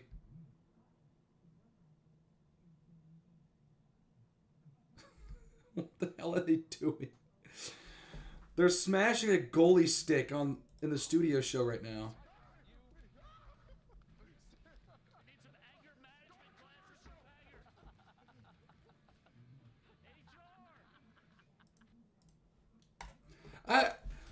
See, if anyone asks me which network is doing a better job covering the NHL, it is 100% TNT. TNT has been doing a great job covering the NHL. I really enjoy what they've done. I think their overall presentation is better. I think their studio crew is like 10 times better. Biz is awesome. They get Gretzky, but like they've also got Anson Carter. They got Darren Pang. He's in the studio this time. He's usually in the booth. But like they got Liam McHugh was the studio guy when they're on NBC. I mean, dude, the NHL on TNT is great. It seems like they actually have fun over there. Like they were having the demonstration there. Anson Carter today is wearing a Michigan State sweater. They were just showing a montage of goalies breaking sticks, and then all of a sudden here comes a plastic goal with a small goalie stick, and Darren Pang's whacking at the small goal and whacking at the bigger goal and just breaking the stick. They're running around having a good time. It's really refreshing because it's like the guys are actually having fun. It feels like when they get over there and they talk about things, they're having a good. They're saying some worthwhile things, but it also like they have some fun. They've got a couple that they quip a little bit. It's not nearly as peak as Inside the NBA. I mean, nothing will ever beat that show. That, I think, in my opinion, is the standard for sports like pregame and postgame shows and studio shows in general. And ESPN has not done that at all. Not done it at all. I don't get it. They're not understanding it. I like PK Subban. I like him. He's a good analyst, and he has some personality that is really needed. Mark Messier's, Mark Messier. He's just an analyst, a guy who used to play. It's a name. And I like Steve Levy, so like I usually don't think that there, when it comes to people complaining about like studio shows, it usually doesn't boil down to the host. It usually boils down to the majority of the analysts. And I like PK, but most of those other analysts I can take or leave. So it's I don't know, man. So we'll see. The NHL has a dual package. I don't remember exactly how long the rights deal lasts, but I know that the NHL and TNT is doing a much better job. I think we're going back for the third here. Yep, they're previewing Dallas and Edmonton, which is next. I mean, dude, that's a rematch of the Western Conference Final. Who would actually want to watch this game as opposed to Dallas Edmonton? Like, sorry, I'm a crap my own team. I don't really care. We got Kenny Albert. I mean, hey, they probably got the best, and also to be honest, the NHL and TNT pretty much poached all the top guys from NBC. So yeah, they're recapping things because they got Kenny Albert, Eddie Olczyk, Brian Boucher, Lee McHugh, Anson Carter, and they got a lot of good hires just in like from their own staff. And I think ESPN just tried to keep it in-house mostly, but like they got AJ Malesko, who I like. I like AJ Malesko, but like maybe a couple analysts like Kevin Weeks. I don't even know if he was really part of that coverage, but you know, it's just how it goes. All in all, the NHL and TNT is doing a much better job, in my opinion, and it always feels like more of a national stage, big-time broadcast than ESPN. Maybe that's because they have some of their games on ESPN Plus only. But anyways, Ethan Del Mastro centers in as the first 30 seconds have gone by in this third period. Still a 4-2 Devils lead entering the final frame of action in Chicago. Ethan Del Mastro trying to find a pass. He does. Teravainen is shooting one. Markstrom can't quite find it, and neither can Mikheyev. It's cleared away by Nico Hischier. Hawks trail by 2. They had the game tied for a moment, but a high sticking call was called against Ryan Donato, who had the game tied. And the Devils would respond and score to get a 2-goal lead.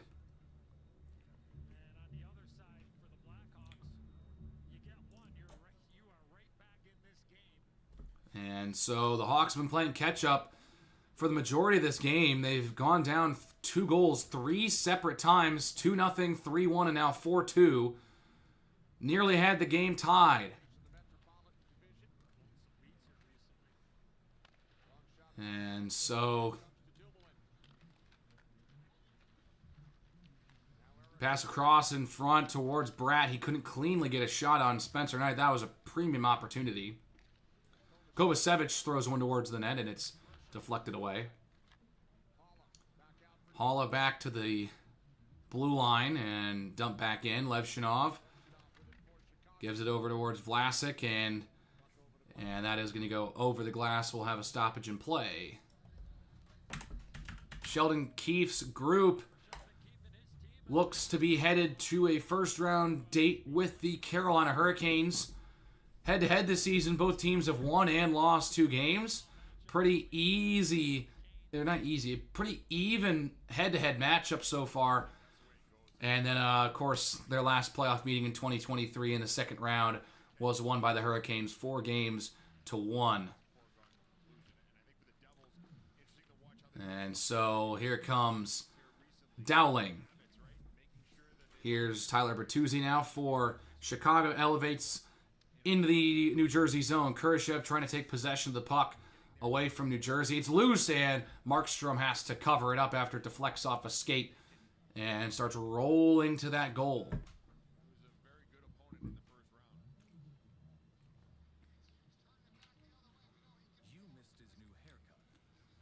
And so the Hawks trying to get back-to-back wins after beating Philadelphia their last time out.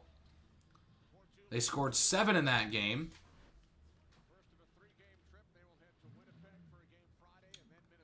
They get a nice check game, a kind of heat check game. Not actually a heat check game, but they get a game against Winnipeg in their next contest. And they'll play Minnesota on this 3-game road trip.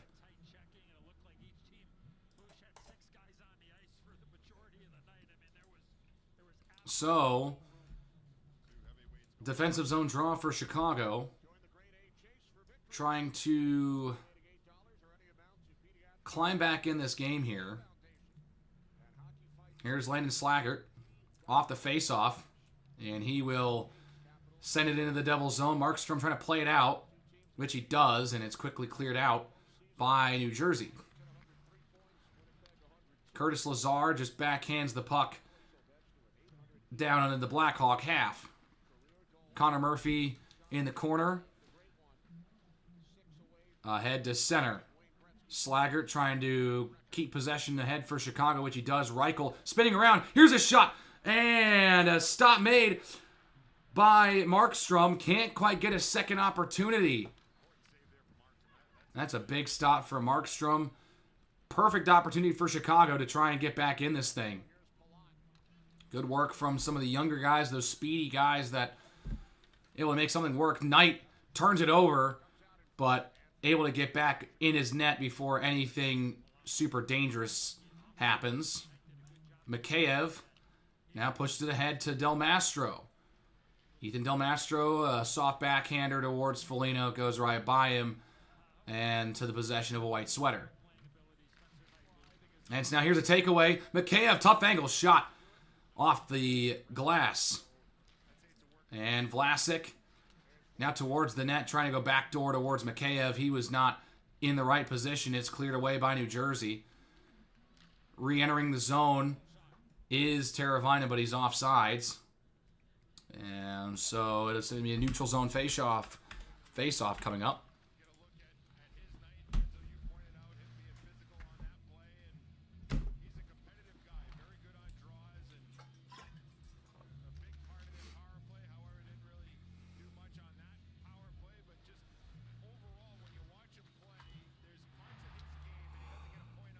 We're talking about Nico Hischier. This year, Nico Hischier has 30 goals. He's 1 goal away from his season high, from his career high, in 31 goals in his season. Drop stick on the ice. It was Dawson Mercer. He's got 2 goals in this one. Here's a shot from PxP. Saved by Knight. Couldn't get the clean rebound. Cleared back up top. Here's another shot on another save by Spencer Knight. And now they stop play as the puck touched the netting. Spencer Knight with a couple good saves. And so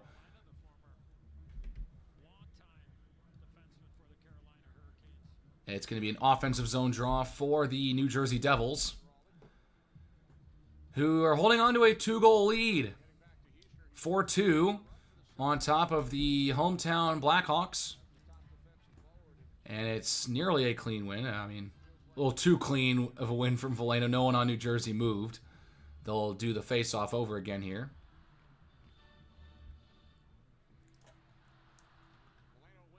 And so Foligno wins the draw a second time for Chicago. PxP fights with Kurashev behind the Devil net. Able to work free with the puck and passed up ahead towards Jesper Bratt. Up ahead towards Haula. Haula behind the Blackhawk net. And it is Dawson Mercer. Mercer towards Bratt. And now Brett PxP has his shot blocked. Quickly picked up by Luke Hughes. And Hughes again. Now it's Dowling. And that pass broken up. Crevier trying to clear. It's taken by Foligno. And now Crevier up ahead. Taken now by Slaggert.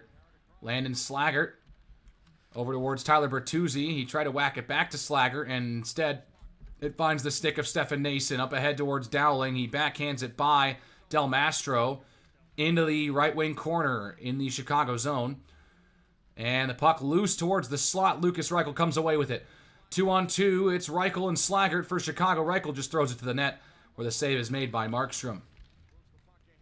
Quickly cleared away by New Jersey. And so Knight will quickly play it away to Del Mastro. Under 14.5 to go in regulation. Hawks trail by 2. Pat Maroon. And quickly blockered away by Markstrom on the slow floater of a shot. Simon Nemec holds on to it.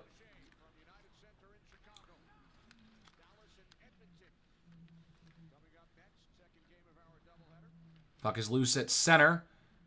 And Bastian couldn't hold on to it. Here's Kaiser across. Bedard lost the puck.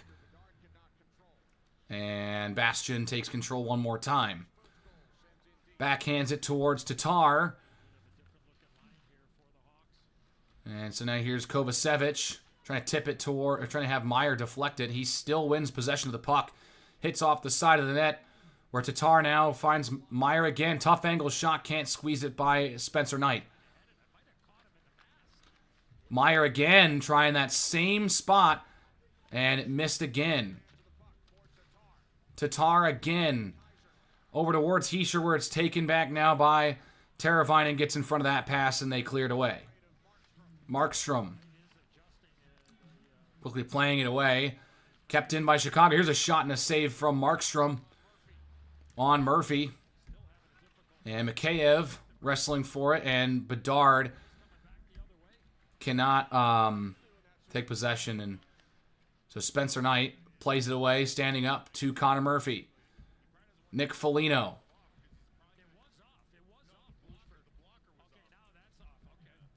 Nazar trying to find a centering pass, and the save is made by Markstrom. Or not necessarily a save, but he'll cover it up. Spencer Knight's going to have to adjust his mask a little bit. Something must have happened when Meyer was shooting short side. And so we will take a break. Still 4-2 New Jersey on the road in Chicago.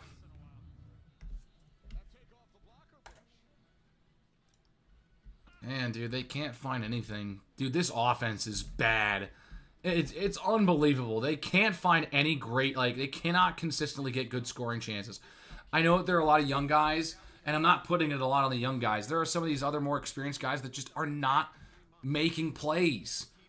It's like, dude, I don't get it. It's really frustrating. There's a lot of guys who are out there who are very slippery with the puck. Who can move really, really fast, but their control is not there. And so they can race in with the puck, but they can't make that last move to get a good look with the goaltender. They lose it right before they get a good shot. I think also they just need to find a way to just they need to find a way to just get some offensive zone time, dude. They just cannot get any zone time. It's unreal.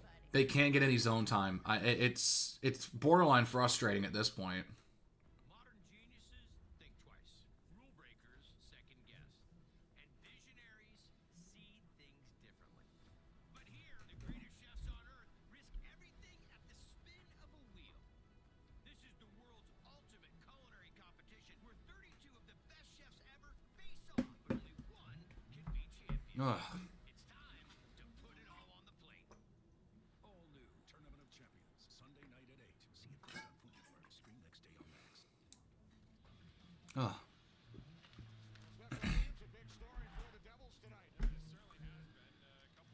Special teams has been the story of the game for New Jersey. 3 special teams goals, 2 power play goals, and a shorthanded goal for New Jersey. They found a way to get it done in every way. And so the Hawks desperately need something to go their way and get back in this thing. Here's Donato into the offensive zone for the Blackhawks. Donato. Here's a blast from Vlasic. It is rejected by Jacob Markstrom. Up ahead now, here's Hischier. Nico Hischier shooting one towards the net, and Spencer Knight makes the glove stop.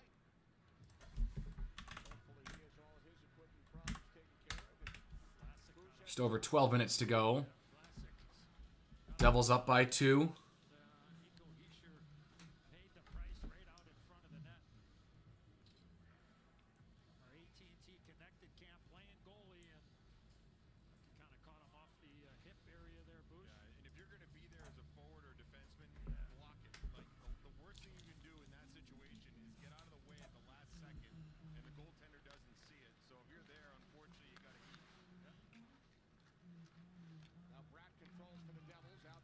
Dylan finds Nemec with a shot that gets deflected. Halla and Murphy were there right in the crease. Deflects off of one of their sticks and into the netting out of play. And so we'll stop play. Now there's a couple of different ways to go at that one. Like, are you saying that I like to eat, or are you like what Yeah, nice shot. Goes right through the legs of Del Mastro. It deflects off of the stick of Eric Halla. down a few lbs here, so And so here's Del Mastro. Up ahead, here's Jesper Bratt. To the side, it's Murphy. I might have flamingo, but I would have got it though. They fight for it along the near boards. Mercer trying to come away for it for New Jersey. Murphy comes away with it for Chicago. Del Mastro's stretch pass ahead to Tyler Bertuzzi. Bertuzzi trying to pass over towards Kurashev. And now here's a shot from Murphy and a glove save from Markstrom. And so, again, another passing play that the Devils snuff out from the Blackhawks. As I'm pretty sure that looks like a scripted play. Tyler Bertuzzi switching places with Kurashev. Going to pass it to him. It deflects off the skate of Halla and then right to the stick of Connor Murphy, who puts a howitzer on Markstrom, and he makes the glove stop, though. And so the two captains will face off in the circle, Hischier and Foligno. And it's won by Nico Hischier. The Devils will clear. Racing up ahead is Nason. And he backhands it to Cotter. Centering pass loose and taken by Vlasic. Nick Foligno holding onto it. And leaves it for his line mate, Nili Mikheyev. Or that's Bertuzzi, pardon me. Under 11 minutes to go in Chicago. Spin around shot. Up ahead to Nick Foligno, the captain. And he backhands it ahead.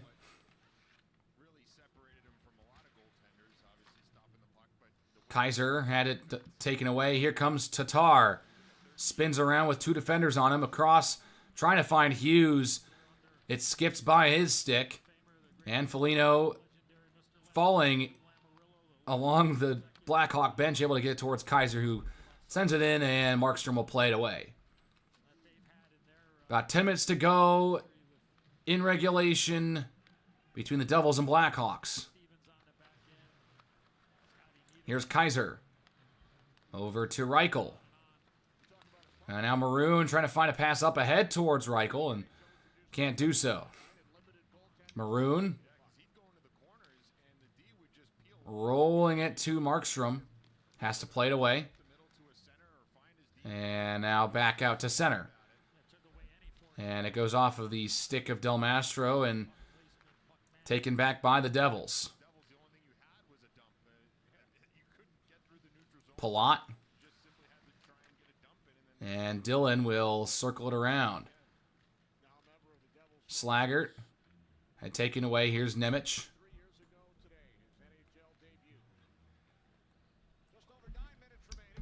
With 9:15 left in the third. Devils up 4-2.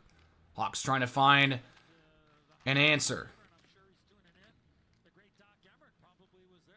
Kovacevic. Bratt across. Jesper Bratt in the slot trying to find a pass. And a couple whacks, and Levshinov in the corner slips. Mercer takes a tumble as well. They pass it out to the side. Here's a shot and a save from Spencer Knight. Kovacevic. Now down low. Bratt exits the zone and has to pass it back to Kovacevic. He turns it over, though. Ryan Donato, and now the Hawks are offsides, and Donato just chucks the puck ahead in frustration. A very appropriate response with how this game has gone for Chicago. 8.5 left to go. We'll be right back. Dude. They can't do anything. They're so bad. They're so bad. It's like, on a normal day, the Devils lose this hockey game. The Devils have not been looking that good here. Really haven't looked that good. Dude. It is infuriating how poor this Hawks team is right now. How poorly they're playing. It's unbelievable. It frustrates me. What are you working on? I'm starting off with a clean slate. Starting to love my yard again. These will bloom in the sun. Perfect. Start your spring with early saving at the Home Depot. Come on, Carter. So you don't have him on skates yet, huh? It's only 6 months old. I guess hockey's not really his thing. Come on, buddy. Get it, get it, get it. Probably start saving for college. Ah, good job.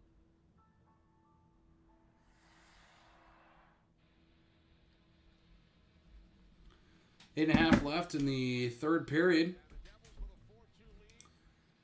Devils lead 4-2. They're gearing up for the postseason. They've got a good goalie tandem with Jacob Markstrom and Jake Allen. Both have playoff experience and quite a bit of it. It will be a very, very interesting series. Whoever they face off, it could be the Carolina Hurricanes. It most likely will be the Carolina Hurricanes, but we'll see as the last couple weeks of the season unfold where they end up.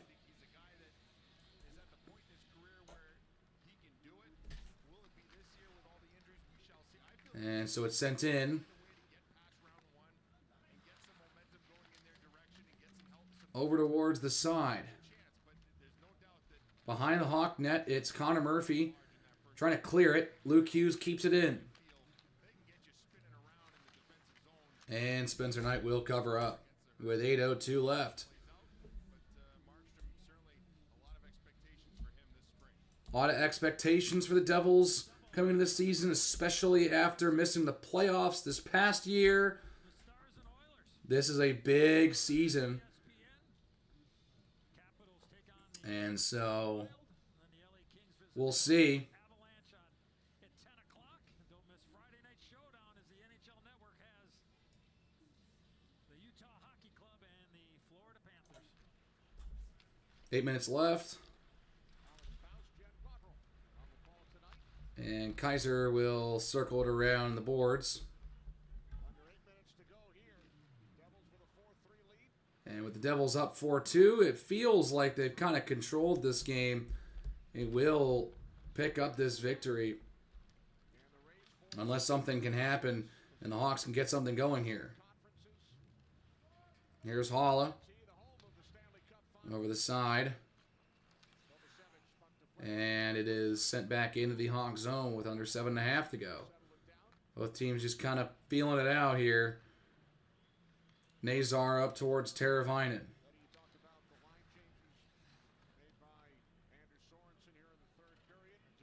Teravainen over the side. On the far boards, it's Bertuzzi spinning and dumping it into the New Jersey zone. Nemitz over to Dumoulin. Each team 18 shots. Blackhawks have been held to under 30 shots 17 consecutive games. Puts a lot of pressure on your team defense, and most of And there's a shot from Vlasic that does not find its way to Markstrom. The Hawks have been able to, just have not been able to put shots on goal this year. Here's a shot that gets deflected and sent into the netting. 6.5 left. And we're not seeing a lot from both teams as we reach the end of this one. Playoffs for the first time in their history. Back in 1988 on a John McClain overtime goal at Chicago Stadium. the old barn. Sorry, Packer. Luke Hughes off the face-off, fires, save by Knight. Neither team has reached 20 shots yet. It's been a rough game. But again, when you look at the Eastern Conference, feels like New Jersey's locked in that third spot in the Metro. Feels like they're kind of stuck there. They're most likely going to be drawing Carolina as we come into the final stretch of this regular season. Of course, the Eastern Conference most of the attention will be paid to that wild card race and that race in the Atlantic Division. That 3-team battle, and then like the 6-team battle in the wild card race for the East. 6 minutes left. It's Joe Veleno. Over towards Slaggert. Can't get a shot off in the slot. Kept in by Murphy. Here's a shot and a save from Markstrom. He covers up. 5:52 remaining. Just under 6 minutes to go. And we will take a quick break. We'll be back. Dude, we're going to take another commercial break, dude. Oh, my God. Oh, this is one of those games that's just like, can this thing end? It just, you can tell it in the emotion right here. Like, they just aren't playing, really. Dude, it's just rough. Man. Oh, that is brutal. There's a number of ways to get strong, and they all add up to one membership, the Planet Fitness Black Card. Access any location, bring a friend anytime, and recover in the Black Card spa. One more, everybody. We're all strong on this planet, Planet Fitness. The cantina chicken wing. But now it's caliente. Introducing the bold with caliente cantina chicken wing from Taco Bell. Here for a limited time. So handsome. Oh, I can't buy this. What's wrong? Hang on there. Actually, you can. Your Empower investment account has performed well, and this whole off-whitish cantaloupe thingy is really working for you. Oh! Hot surprise! Nobody says that. Get good at money. So you have a little empower.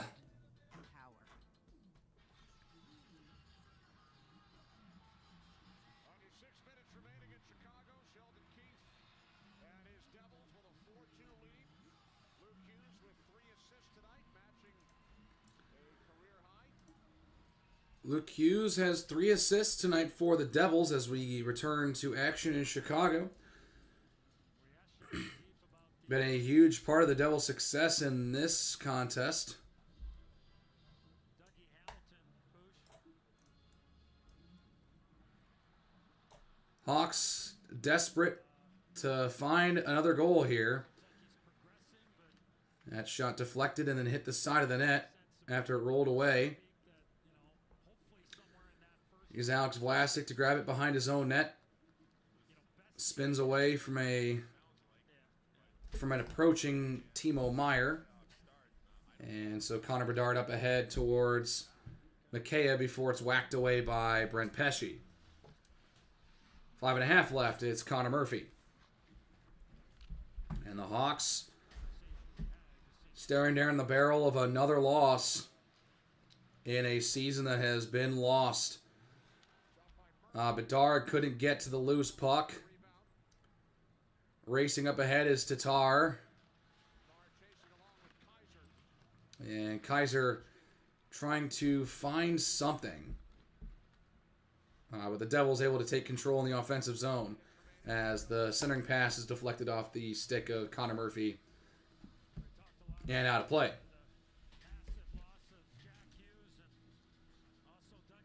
Dougie Hamilton and Jack Hughes out tonight. They've been out for a while. Kind of a bang-bang injury. Kind of bang-bang. Both teams out for the rest of the regular season. Both players, Jack Hughes and Dougie Hamilton, along with Jonas Siegenthaler, who has been a role player for this Devils team for a while. He's also hurt.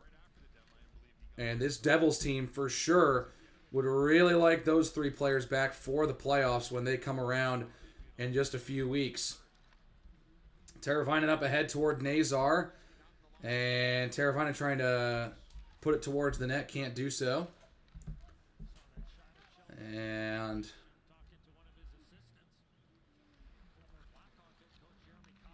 here's Kaiser up to Levshinov. And deflected away down into the Devil half.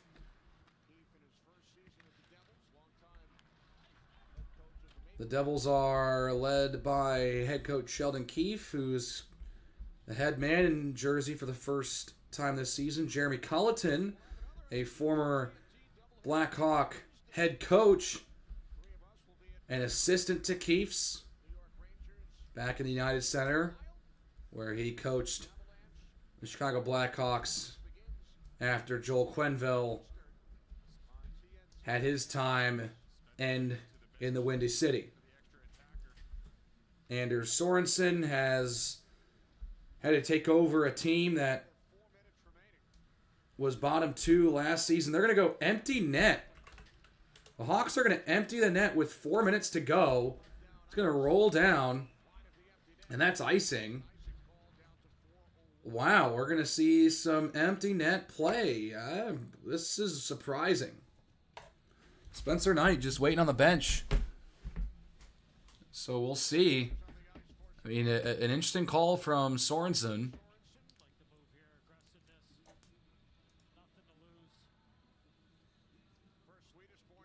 And there is nothing to lose here, so the Hawks may as well give it a shot. Here's a shot and a save from Markstrom. And so the Hawks have breached 20 shots. First team to do that tonight.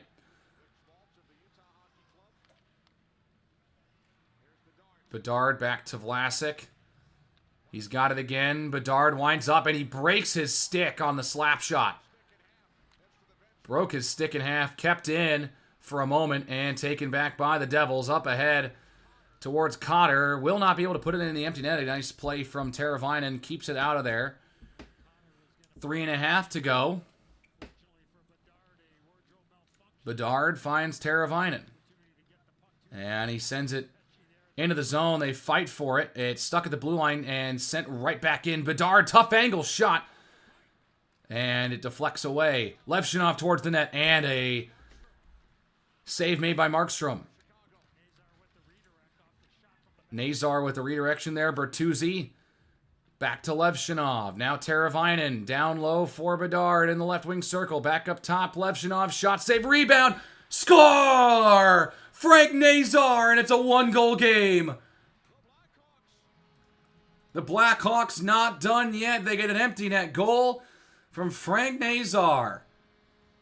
And it's 4-3.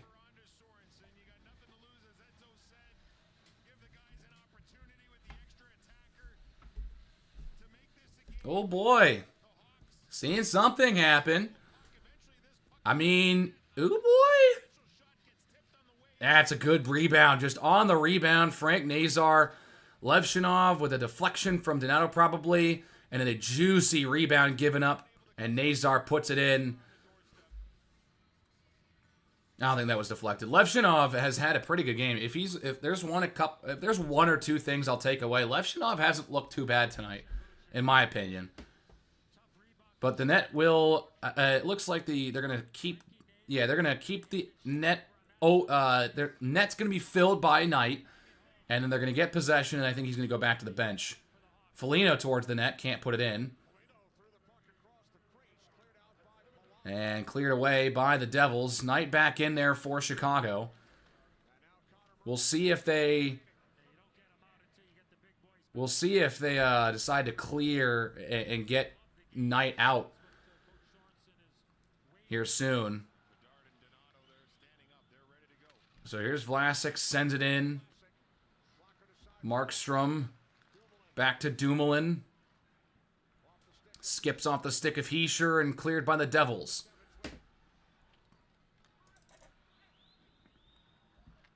Two minutes to go.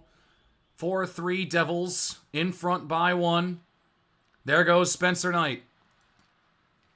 Turn it over, and it's cleared away by New Jersey.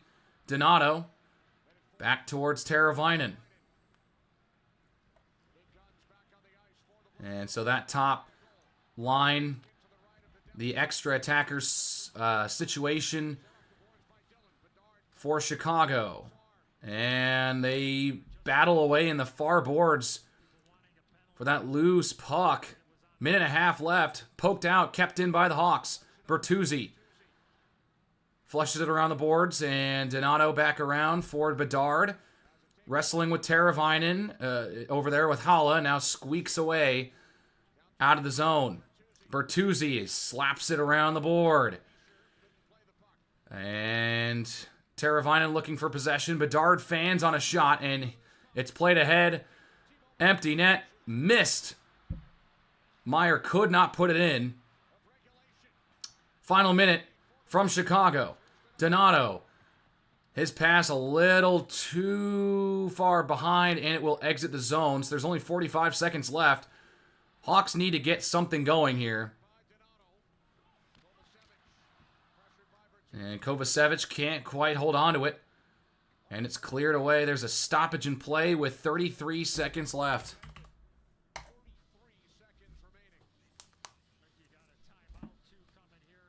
And it looks like we're going to see a... Yeah, timeout called by Sorensen.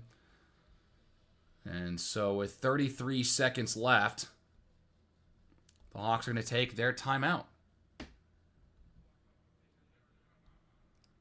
Blackhawks use their timeout. With 33 seconds on the clock, trailing by 1 following the Nazar goal. The reminders on both sides. Win the draw, lose the draw. Just knowing everybody on the same page, and really, I mean, anything goes here if you're the Devils in your own zone. Well, and so out of the timeout, we'll see what the Hawks can draw up. Down by 1. Spencer Knight standing on the bench. Over the remaining half minute.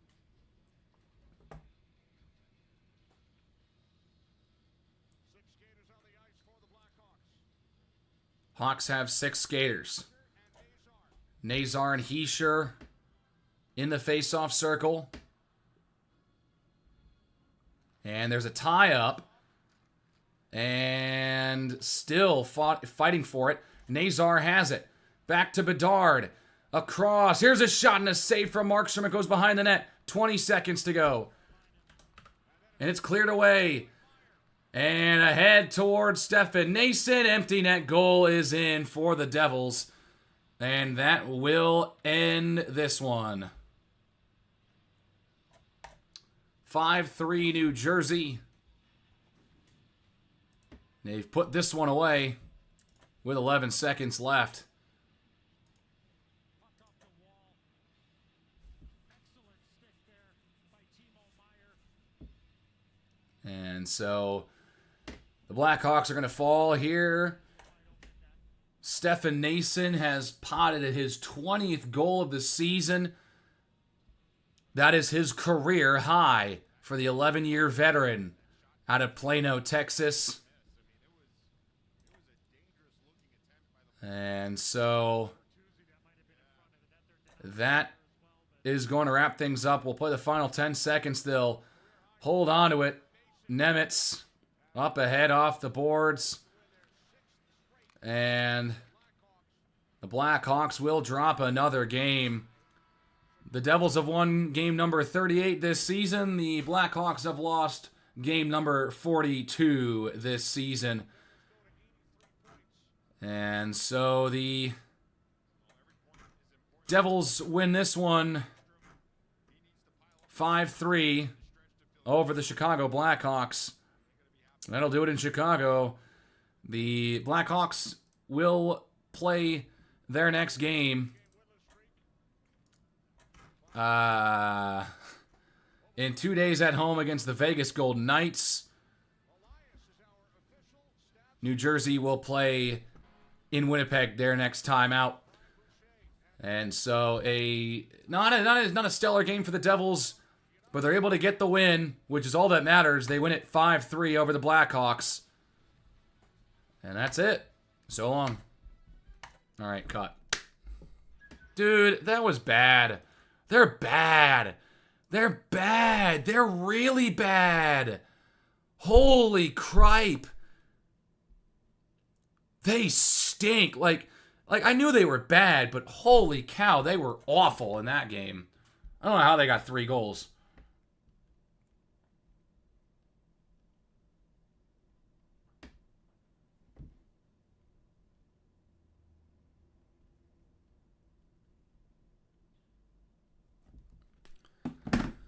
Anyways, I don't really got much else. That's bad. I would say I'd do another one, but considering how this went, I mean, it feels like they've all accepted the season's over. They're just kind of playing to collect a paycheck now at this point, right? And I'm going to be honest, the next game that's probably available for me to do, the next game that is available for me to do is next Wednesday against the Avalanche. They're going to be back on TNT. God, they're on national television again next Wednesday.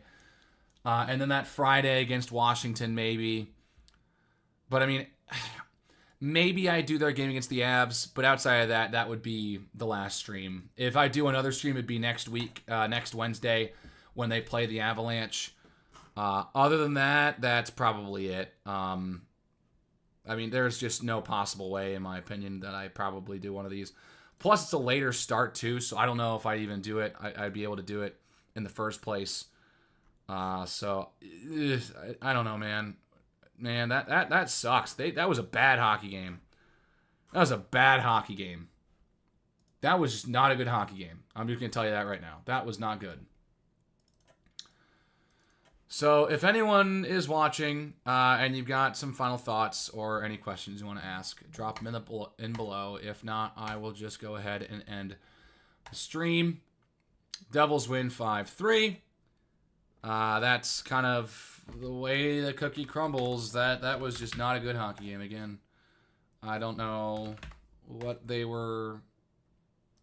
I don't know, man. That was bad. That was really bad. And so the Hawks drop another one. They just can't get... It just feels like they can't get anything going right now. And that's been a common theme this season.